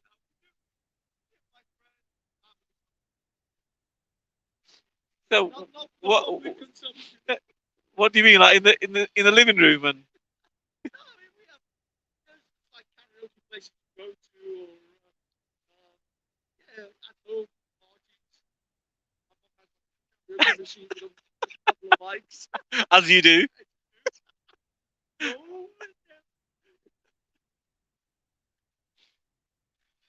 You got another song? No, it's the same one. Now it gets faster. I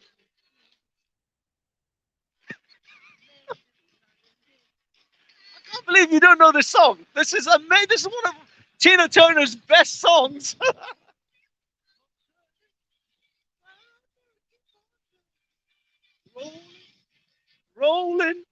rolling down the river.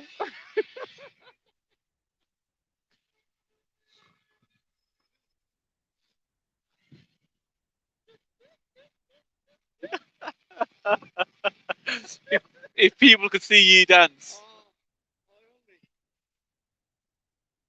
I can show you well, I mean, her live version of this is amazing. You And also, Beyonce did a cover, because they had this like tribute to Tina Turner evening, and Beyonce did a tribute and did this song. have you seen the what seems like the demise of Beyonce? Like she's half the person she used to be. I don't know. Maybe she's just like done with the whole celebrity thing. Yeah, but she still performs and takes the money. Yeah, but I mean, it's. I don't think she needs the money anymore. It's almost as if you're reluctant to enter into a conspiracy. Like people are out there saying she's a man. They're all part of the Illuminati and all of that nonsense. So, I mean, I'm just thinking she's just like Are you categorically denying that's not possible? that. She's a man. No, that she's part of some secret group. No, I mean, to be honest with you, they could all be. Who knows? The Hollywoods and the that sort of ilk. I'm not denying that these guys are all somewhat perverted because there is a lot of perversion in Hollywood, and maybe I don't know, they are some kind of cabal, some kind of involvement, but I don't know. I'm not going to speculate on that side. All I know is there's a bunch of people on the internet who try to make out that her, Beyonce, Angelina Jolie, and all these people are actually men. Yeah, I don't think that's true. She's as feminine. Yeah, she's as feminine as can be.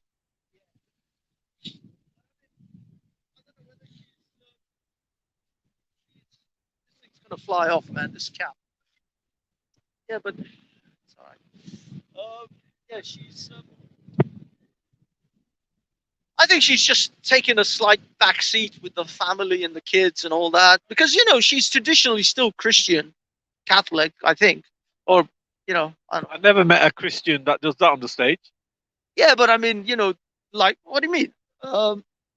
Thingy. What's her name? Mariah Carey. She grew up in gospel churches. Right. Whitney Houston. Whitney Houston grew up gospel singing. That's how they. Whitney, yeah, you can see Whitney Houston as a Christian. She was very conservative in her dress type, wasn't she? Yeah, but so was Mariah Carey grew up in gospel, singing gospel as well in gospel churches. All of them they did. Said it same as Beyonce. Okay, well there you go. She's deeply Christian. She is very much. But it's entertainment. It's the entertainment Industry. So their God is entertainment. They have to yield to the masses. Okay. Okay, I can officially announce that I have now lost my first toe of the day. Studio, I have lost my first toe of the day.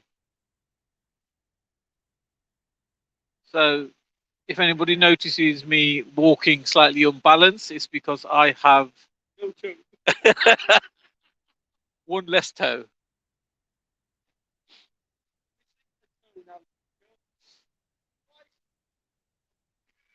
Journalism. Indeed. I mean, the thing is, these guys, these celebrities, I think they know they have to. They say you have to sell your soul. I think Do you think they literally sell their soul? I mean, because I don't believe in the devil. So if I don't believe in the devil, then I don't believe in the soul. So there's no soul to be sold. So what if the devil is kind of a formula for negative energy? Would you believe in negative energy? Yeah, look, I mean, I'm not gonna speculate on the supernatural. I'm just saying that in a metaphoric sense of selling your soul, as in selling who you are as a person, as a person of moral code and ethics to become famous. So they will sell their ethics and their morals for a trade-off for fame. And I think that to an extent, if you say, if you take away the metaphysics of soul, then yeah, they're selling their soul in that sort of way, that they're trading off being a good person for or turning a blind eye to certain degeneracies within the Hollywood and the fame industry for the money and the fame and the riches. Who's in your opinion? Who's the most degenerate person in Hollywood? I don't know. I mean, I would have said Harvey Weinstein. he's pretty much up there. But to be honest, the Epstein Islands. It's the thing is, it's not just Hollywood. This is a mixed. There is a spinning door between the Hollywoods and the politicians and all of that sort of high society 1%ers, if you like, the what do you call it, those moguls of industry, so those the Bezoses and all those guys. I'm sure there's a lot of degeneracy going on amongst all of these different groups people. I'm not saying any particular individuals, but Hollywood itself is a swamp, is an absolute cesspit. And there have been people like Corey Haim. I don't know if you know Corey Haim. He's the guy who was from a movie called, he did a lot of movies in the 80s, like, what was it, the vampire movie, The Lost Boys, or License to Drive. I mean, I grew up on those movies. I love those movies. Now, he's been crying for literally 3 decades about the pedophile industry that is in Hollywood, the pedophile problems that Hollywood has. And he's not the only one. There's been plenty of other people. Even a guy called Milo Yiannopoulos, I don't know if you know who that is like a controversial character. He said he was on these Hollywood parties and he saw these like rent boys, effectively, and he said they were much too young. on his level, they said they were much too young, let alone God knows what else. But Did you know he's now a Christian? yeah, he says he's given up the homosexual lifestyle and he's like a devout Christian. I think once you suck something, then that's a line in which you can never go back from. Okay. Okay. Okay, we're back. We need to go in there. No, you go first. No, it's okay.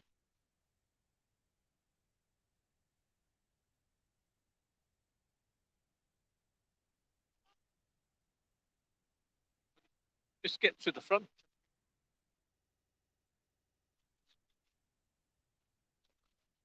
Sorry, can we just get through? Try to get to that.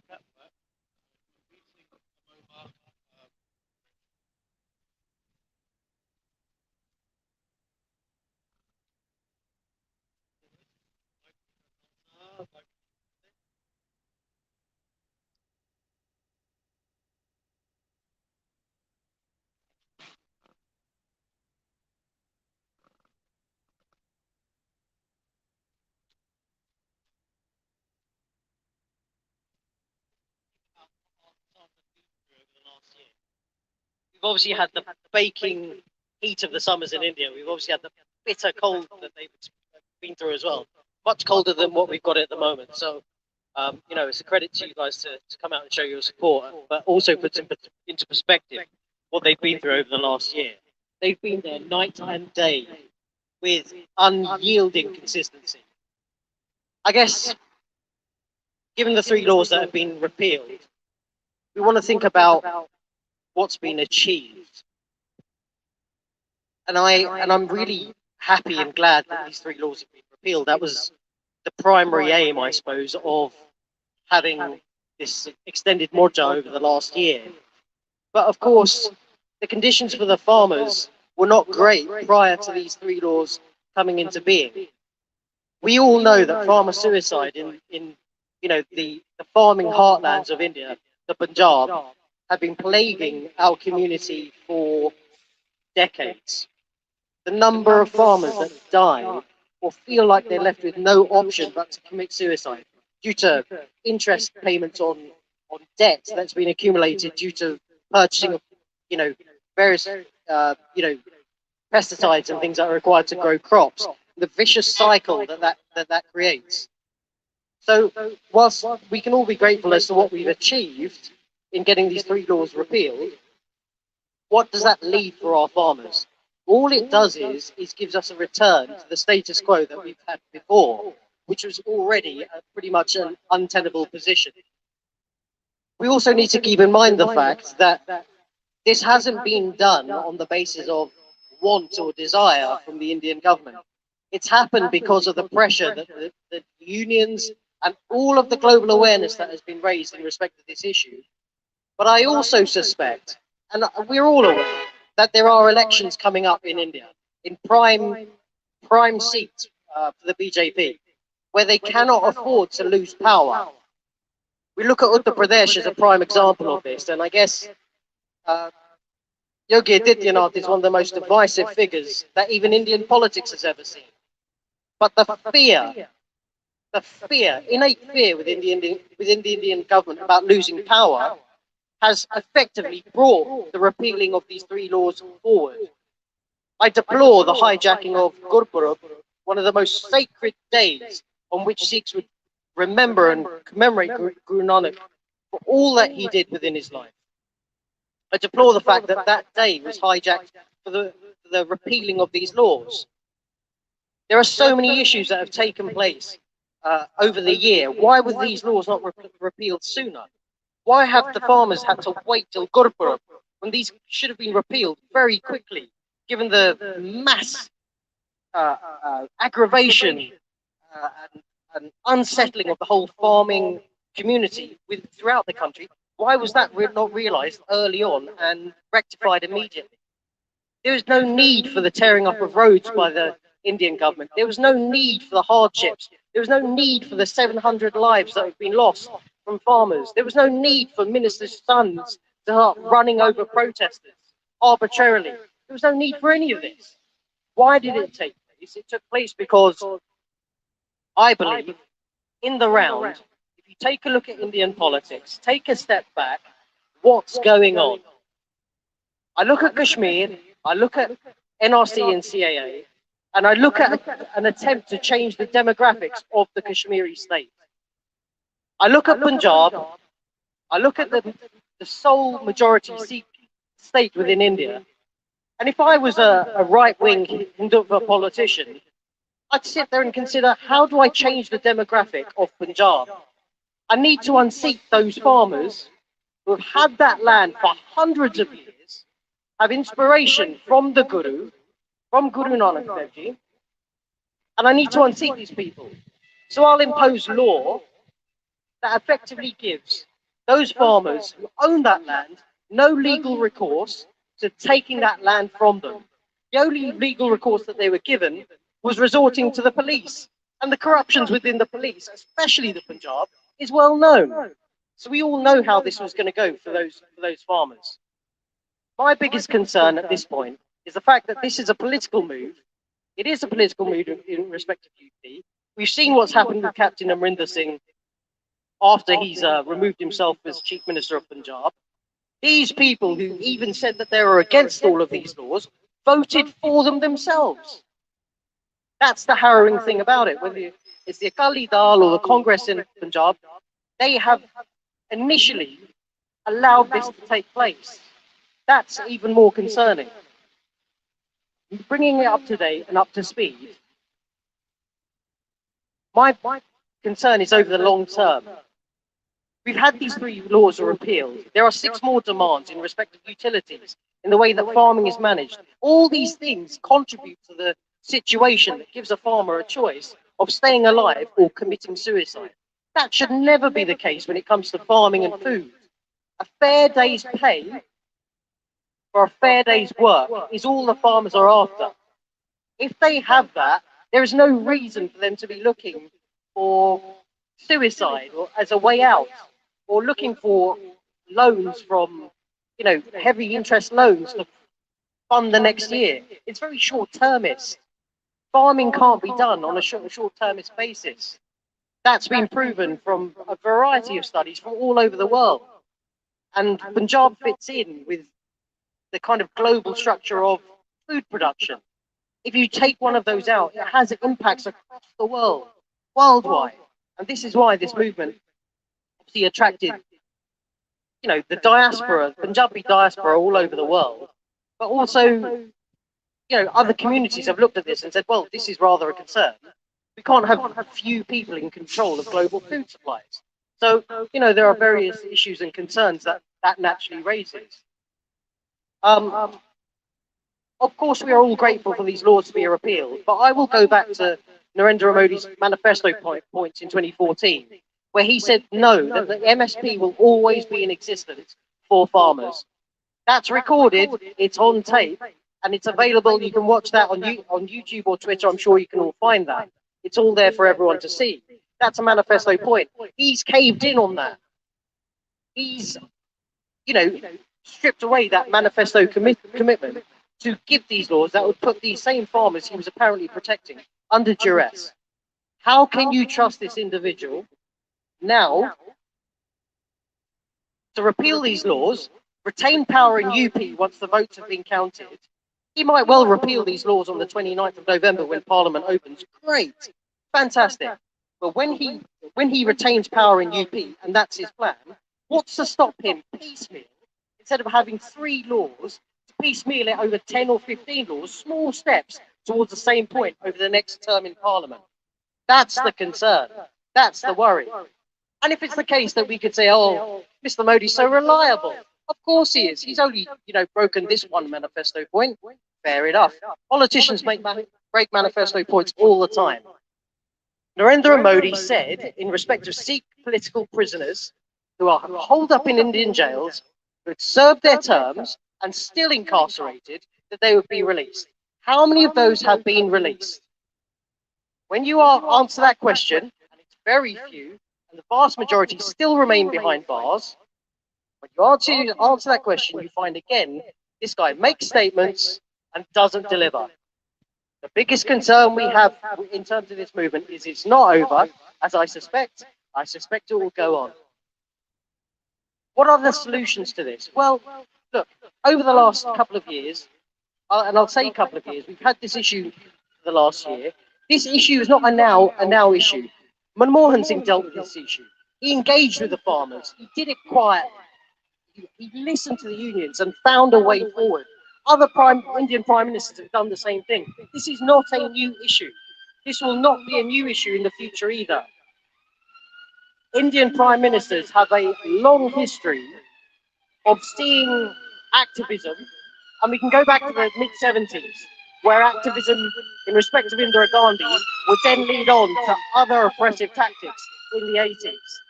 My bigger concern in respect of the Sikh community and the Punjabis generally is that this transpires into a course of action that goes even further to what it is now. We also need to keep in mind that, and I mentioned the last couple of years for a reason, the Indian state is unable to feed every single Indian at this point, prior to these laws coming in. This is a fact. When the COVID crisis happened, the common Indian could not rely on the Indian government to deliver oxygen to maintain lives. Instead, we saw mass migration of people from one side of the country to the other. They were on their own.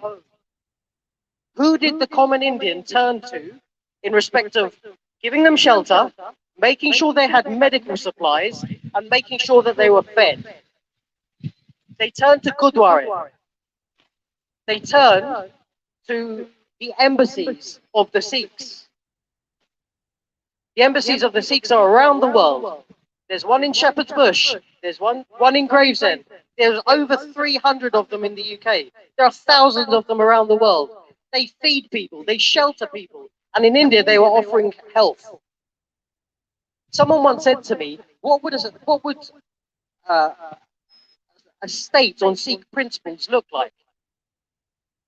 People say to me, oh, you've got Kangana Ranaut saying that these are all extremists, these are all Khalistanis.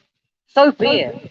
If this is what Khalistan looks like, where people go to a protest site and are fed, are sheltered, are watered, their health is taken care of, the education's dealt with, surely we are doing the job that a state should be doing for its people.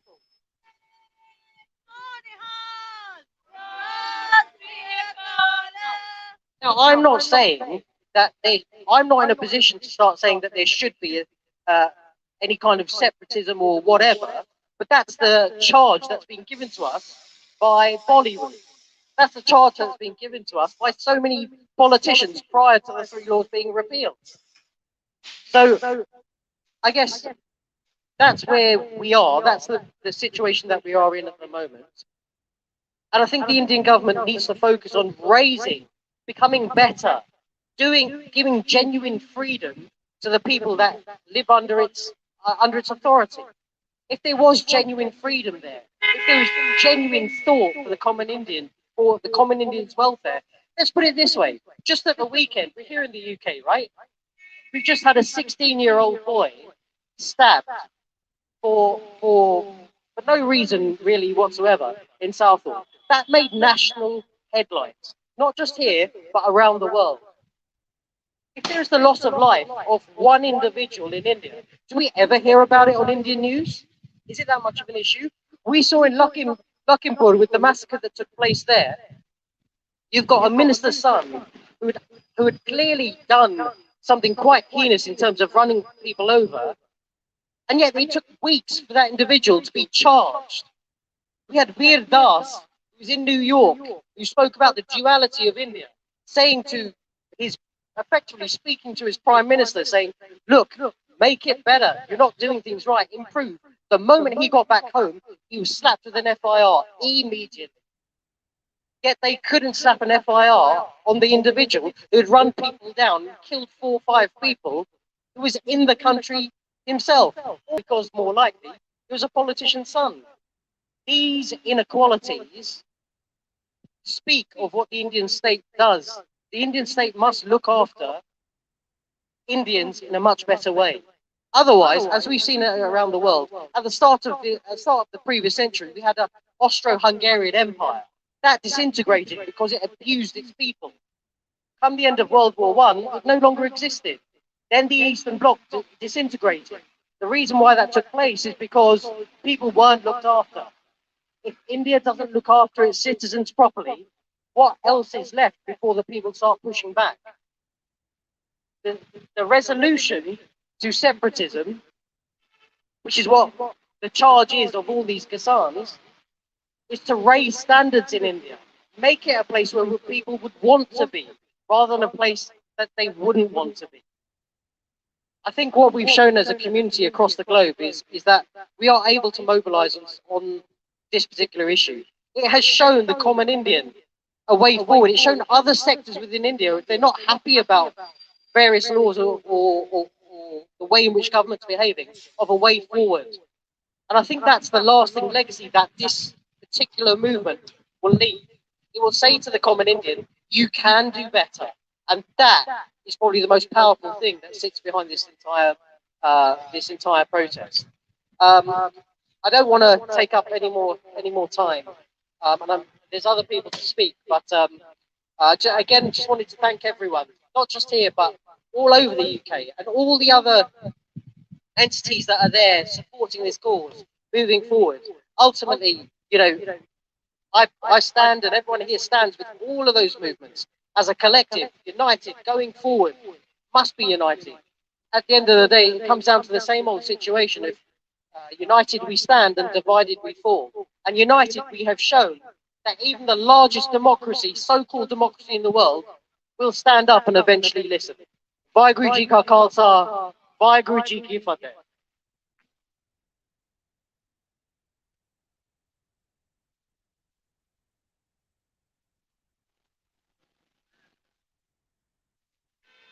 Just going to say something. Can you hear me? Can you hear me? Really low.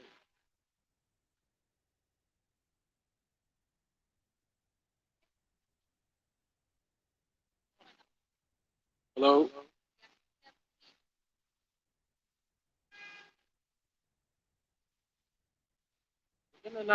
We're gonna now have Kiranjeet Kaur gonna do some poetry, and then after that she's gonna do some ਕੀਰਤਨ।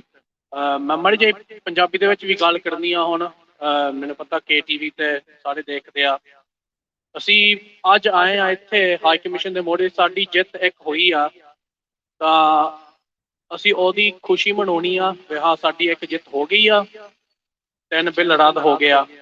ਤਾਂ ਹੁਣ ਅਸੀਂ ਉਹਨਾਂ ਦਾ ਵੀ ਯਾਦ ਕਰਨਾ ਜਿਹੜੇ 700 ਸ਼ਹੀਦ ਹੋਏ ਆ, ਜਿਹੜੇ ਉਹਨੇ ਸਾਨੂੰ ਦਿੱਤਾ, ਇਹ ਬਹੁਤ ਵੱਡੀ ਚੀਜ਼ ਆ। ਤਾਂ ਅਸੀਂ ਉਹਨਾਂ ਨੂੰ ਧੰਨਵਾਦ ਕਰਦੇ ਪਏ, ਉਹਨਾਂ ਦੇ ਸੈਕਰੀਫਾਈਸ ਕਰਕੇ, ਉਹਨਾਂ ਦੇ ਕੁਰਬਾਨੀ ਕਰਕੇ ਅਸੀਂ ਇੱਥੇ ਤੱਕ ਆ ਗਏ ਆ। ਅਸੀਂ ਜਿਹੜੀ ਇਹ ਲੜਾਈ ਆ ਇਹ ਹਜੇ ਸ਼ੁਰੂ ਹੋਈ ਆ, ਇਹ ਪਹਿਲੀ ਜਿੱਤ ਆ। ਹੁਣ ਅਸੀਂ ਅੱਗੇ ਵੀ ਦੇਖਣਾ ਵੇ MSP ਦੀ ਗਾਰੰਟੀ ਹੋਣੀ ਚਾਹੀਦੀ ਆ। ਅਸੀਂ ਦੇਖਣਾ ਵੇ ਪੰਜਾਬ ਦੇ ਵਿੱਚ ਪਹਿਲਾਂ ਕੀ ਹਾਲ ਸੀ। ਪਹਿਲਾਂ ਜਿਹੜੇ ਸਾਡੇ ਉੱਥੇ ਕਿਸਾਨ ਸੀ, ਹਰ ਮਹੀਨੇ ਸੁਸਾਈਡ ਕਰਦੇ ਸੀ, ਇੰਨਾ ਕਰਜ਼ਾ ਸੀ, ਇੰਨਾ ਡੈਟ ਉਹਨਾਂ ਦੇ ਕੋਲ, ਉਹਨਾਂ ਦੇ ਸਿਰਾਂ ਤੇ ਸੀ। ਅਸੀਂ ਹੁਣ ਅੱਗੇ ਜਾ ਕੇ ਅਸੀਂ ਦੇਖਣਾ ਵੇ ਇੰਡੀਆ ਤਾਂ ਪੰਜਾਬ ਤੇ ਹਰਿਆਣਾ ਦੇ ਵਿੱਚ ਅਸੀਂ ਕੀ ਕਰ ਸਕਦੇ ਉਹਨਾਂ ਲਈ। ਇੱਦਾਂ ਨਾ ਹੋਵੇ ਵੀ ਹਾਂ 3 ਬਿੱਲ ਰੱਦ ਹੋ ਗਏ ਅਸੀਂ ਹੁਣ ਚੁੱਪ ਹੋ ਕੇ ਬਹਿ ਜਾਈਏ, ਇੱਦਾਂ ਨਹੀਂ ਗੱਲ ਬਣਦੀ। ਅਸੀਂ ਹੁਣ ਅੱਗੇ ਦੇਖਣਾ ਵੀ ਹਾਂ ਪੰਜਾਬ ਵਧੀਆ ਵੱਧ ਜਾਵੇ। ਸਾਰਾ ਇੰਡੀਆ ਅਸੀਂ ਦੇਖਿਆ ਜਿੱਦਾਂ ਹੁਣ ਬਿਹਾਰ ਦੇ ਵਿੱਚ ਕੀ ਹਾਲ ਹੋਏ, ਜਿਹੜੇ ਉੱਥੇ ਦੇ ਕਿਸਾਨ ਨੇ ਉਹ ਆਣ ਕੇ ਦਿਹਾੜੀਆਂ ਲਾਉਂਦੇ ਆ ਦੂਜੇ ਸਟੇਟਾਂ ਦੇ ਵਿੱਚ, ਕਰਕੇ ਉਹਨਾਂ ਨੂੰ ਪੈਸੇ ਨਹੀਂ ਮਿਲਦੇ, ਦੂਜੇ ਸਟੇਟਾਂ ਦੇ ਵਿੱਚ MSP ਨਹੀਂ ਮਿਲਦੀ। ਅਸੀਂ ਹੁਣ ਇੱਦਾਂ ਦੇਖਣਾ ਵੀ ਸਾਰੇ ਇੰਡੀਆ ਦੇ ਵਿੱਚ ਸਾਰੇ ਇਕੁਅਲ ਰਾਈਟ ਹੋਣੇ ਚਾਹੀਦੇ ਆ ਸਾਰਿਆਂ ਲਈ। ਇਹ ਮੇਨ ਚੀਜ਼ ਆ। ਨਾਲੇ ਅਸੀਂ ਉਹਨਾਂ ਨੂੰ ਯਾਦ ਕਰਨਾ ਜਿੱਦਾਂ ਮੈਂ ਪਹਿਲਾਂ ਕਿਹਾ ਸੀ ਜਿਹੜੇ ਸ਼ਹੀਦ ਹੋਏ ਆ। So I think Kiranjeet Kaur is ready. ਠੀਕ ਆ, I'm going to hand over to her now. Thank you.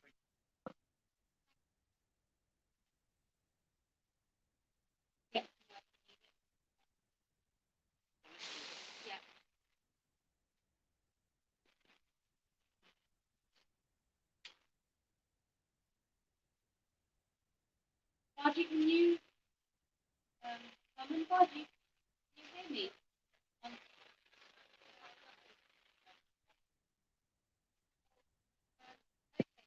Thank you so much for that introduction, and thank you for all of you that are here today. It is absolutely freezing.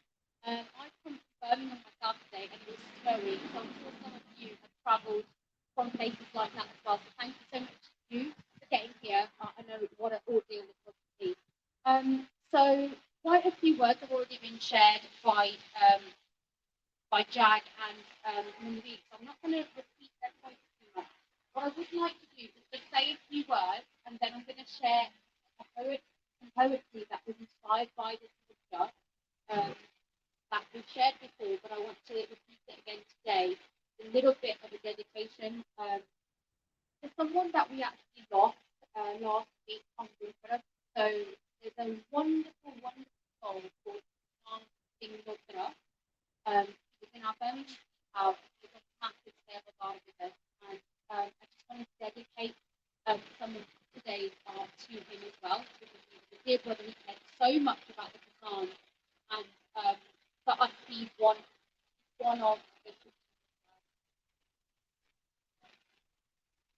Okay, so we had a global webinar. I don't know whether many of you heard about it.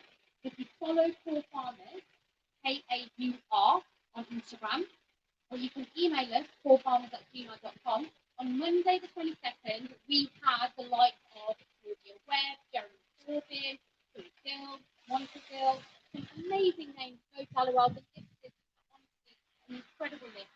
Heard some amazing remarks on how to carry people.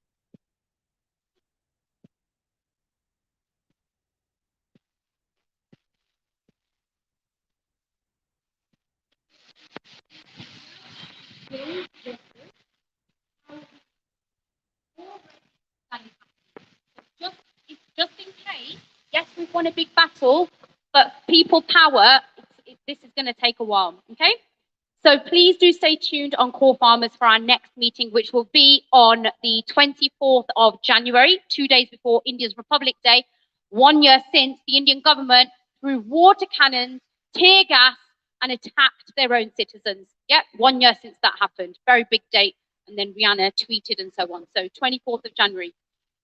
Okay. 28 suicides happen by farmers in India every single day, at the very least. It's gone higher than that. I'm going to tell you a story a little bit later about my own dear uncle on that. We have so much to commemorate today, and as Jag said, we're going to do a moment of silence for them a little bit later. So near to 700 now, and it's been, a year yesterday. Why did it take him so long? Is all of our question, isn't it?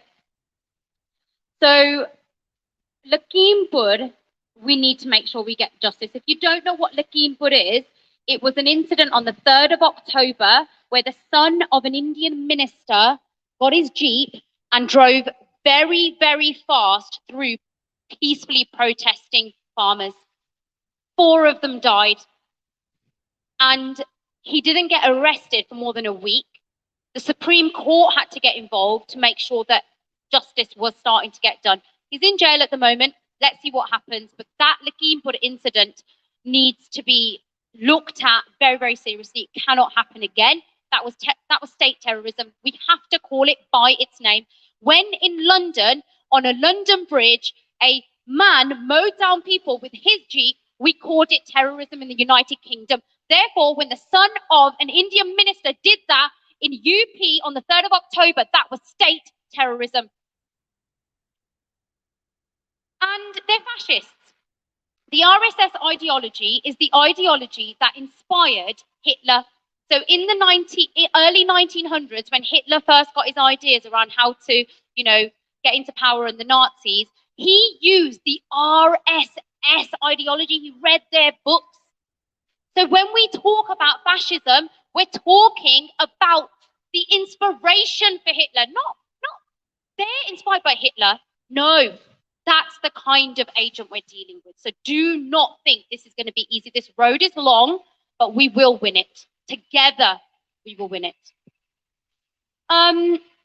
3 bills, obviously, the World Trade Organization, I've already said that. And obviously, I want to finish before I go on to my poetry on a final point, which is whenever you're in that dark moment and you're thinking, there's no point, you know, it's not happening, look, the World Trade Organization, they're going to get the power again.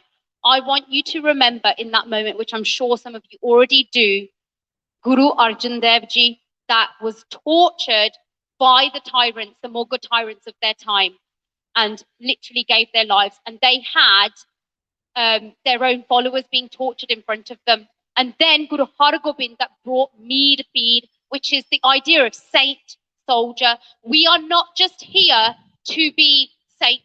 It's very important to be saintly and to be good, but we have to be political about it, because our gurus were political. Our gurus took on the tyrants of their time. That's why we must take the tyrants of the time. And it's not, I'm not just speaking to Sikhs right now. Okay, when Guru Nanak Dev Ji was asked, are you Hindu, are you Muslim? They said, I am Sikh. Sikh means I'm a learner, I'm a student, I'm a human being. This is about humanity. You must stand up, doesn't matter if you're Sikh or not. You must stand up. Guru Gobind Singh Ji, so we go from Guru Har Gobind, which gave us the Meer Peer, the concept of the sword, and that came into play. And then we got to Guru Tegh Bahadur, who literally gave their head for India and all of humanity. When Guru Tegh Bahadur sacrificed their life for the religious freedom of the world, that was for all of humanity. That wasn't just for the Hindus of that time, the Kashmiri Pandits. It was for all of us, to show us an example of what you have to do to win against the tyrants.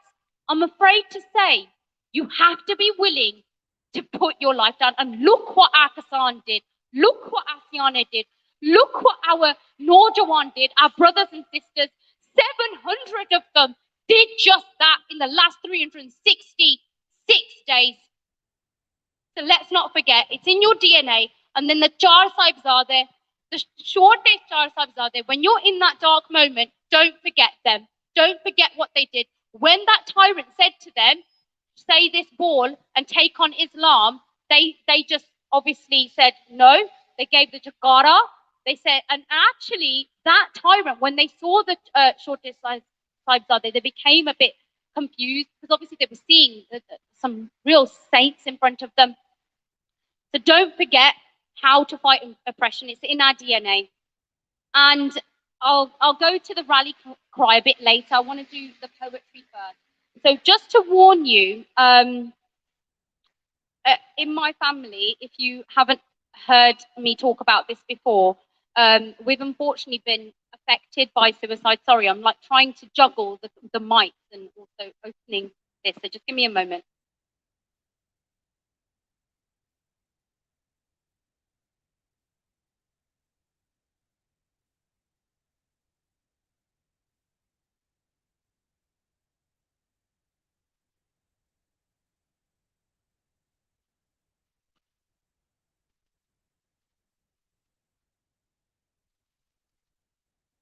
Okay, that's better.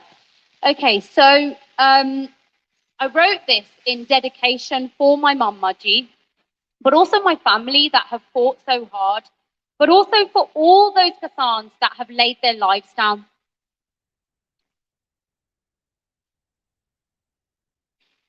Such lush green land and plentiful rain, the green revolution came in vain. Years of chemical pesticides and new seeds left the land toxified. Was there any need? He took out a loan to pay for the new seeds. Would there be enough money left for the cow's feed?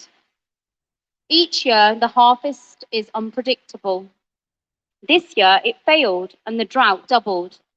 He argues with his father and they both lose their tempers. He's so angry and sad, burdened with debt and worrying about collectors. The pesticides tablets are sitting on the shelf. Was it just a cry for help? The doctor says there's nothing he can do. Time to hold his hand and pray as his soul travels to somewhere new. A family devastated, a son lost in his prime. You hear this story, in so many villages, time after time. And now, present day, his father sat in single border at the protest, remembering his son when he laid his son to rest. Knowing 28 a day in India die in a similar way, with water in his eyes, he lays his head down and says, I would die here for our rights, my son, come what may. I miss your mother, and your big brother has an organic farm now. It's beautiful, especially the turmeric crop, the colors and the taste. Your big sister loves you, talks about you, and in your name, for this cause, we make haste. Descendants of the Shaheed Bhagat Singh Ji, your grandfather would be so proud. Band char ke kisan majdoor ekta. Say it loud. We pray for all who have lost their lives. May this revolution rise and rise. May it soar. So those were, a dedication to my Mama Ji, but I want to just finish off with Jaspreet's words, which she wrote as a big inspiration by the Kisan Morcha as well. So some of you might have even heard this before, so I hope I do it justice.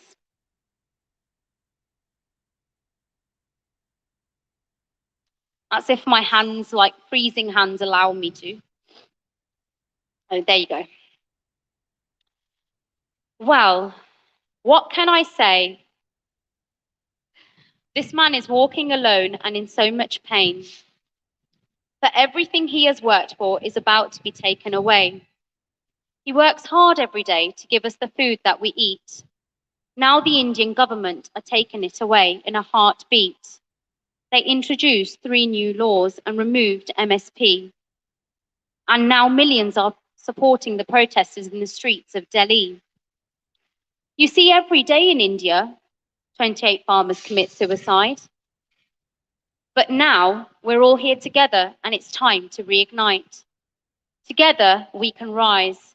Together we can beat them. Together we can make history. Together we can blossom. Together we will triumph. Alone we can do so little. Together we can do so much. And together, guys, we did win the first battle. So thank you so much. And so I'm going to do some Simran in a moment. But before I do, can I have everyone join me in a few rally cries, okay? So I'm sure you've all heard these and you know them, but if you don't, just listen to everybody and join along, okay? So, Kisan Majdoor Ekta! Kisan Majdoor Ekta! Kisan Majdoor Ekta! No farmer! No farmer! No farmer! No farmer! Inqilab! Inqilab! Inqilab! Inqilab! Vaheguru Ji Ka Khalsa, Vaheguru Ji Ki Fateh. Thank you for joining me with that. So I'm now going to actually ask you to join me in some Simran as well. So obviously, I mentioned already how many lives we've lost to this struggle.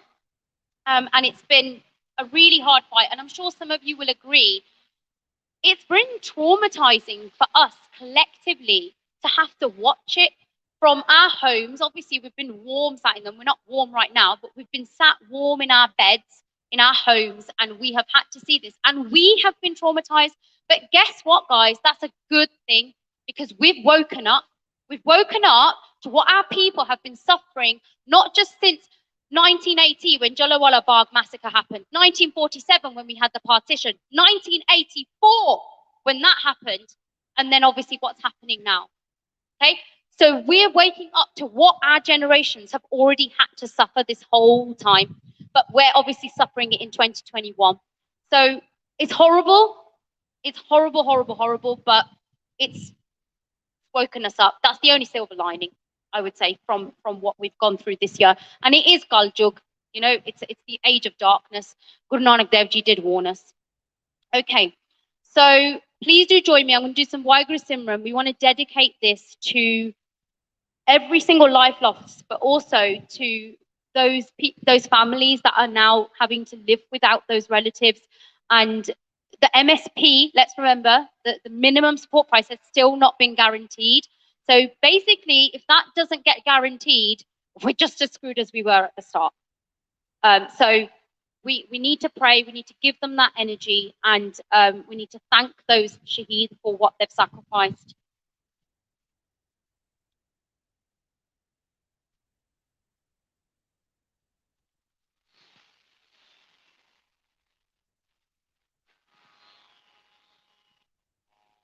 Yeah, go on.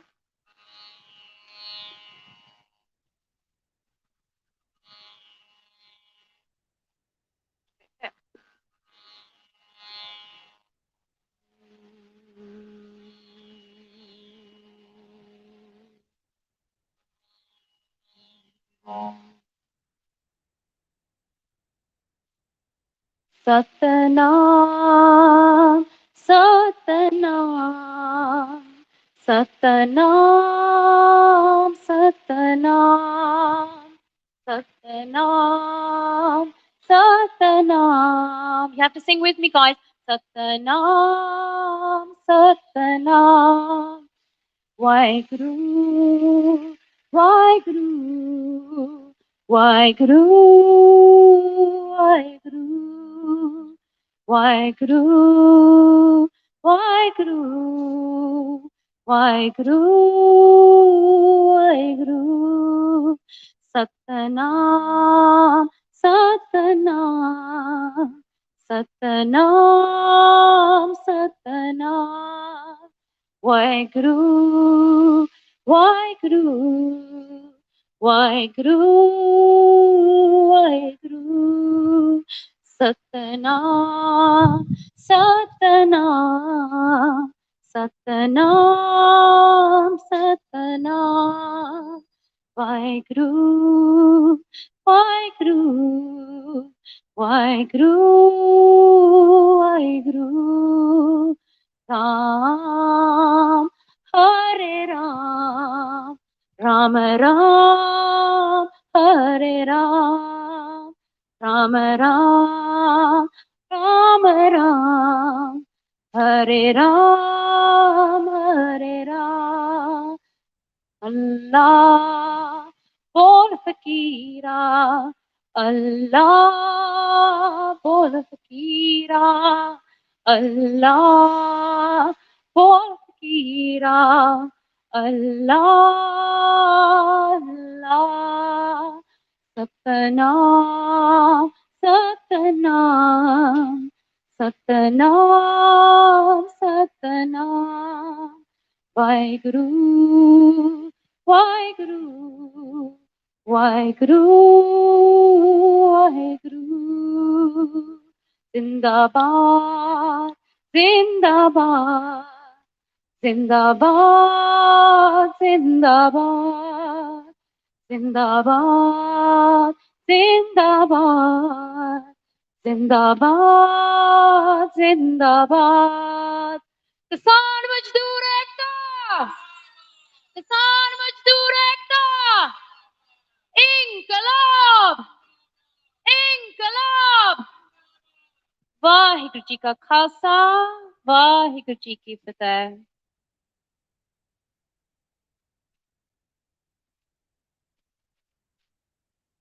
If you haven't had any food yet, guys, we would welcome you to have some of the langar. Has it not arrived yet? Oh, it's on its way. If you haven't had any drinks or anything, please do help yourselves. We've had that donated by one of our Sevadars. We're just going to have a little bit of a break now. We will do some more Simran in around 10 or so minutes. Okay?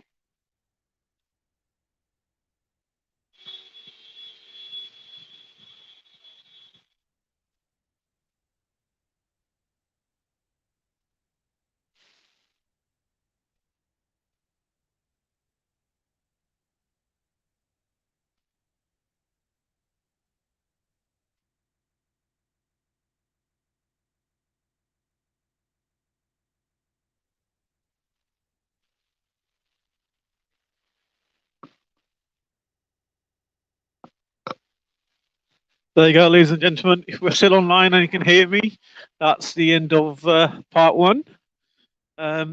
I think we need to go somewhere and I get warmed up. Just bear with me.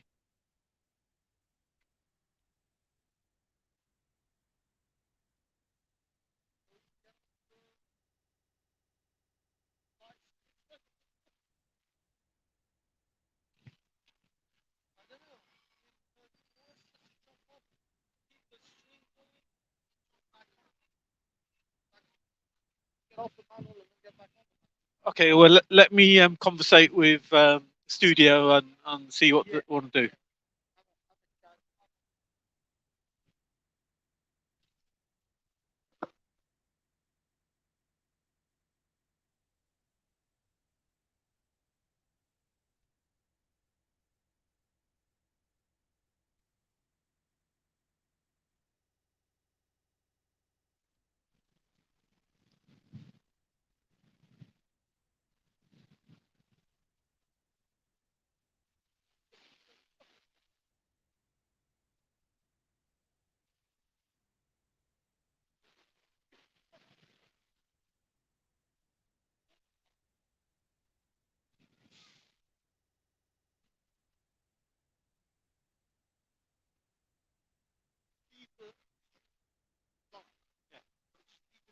Live dead.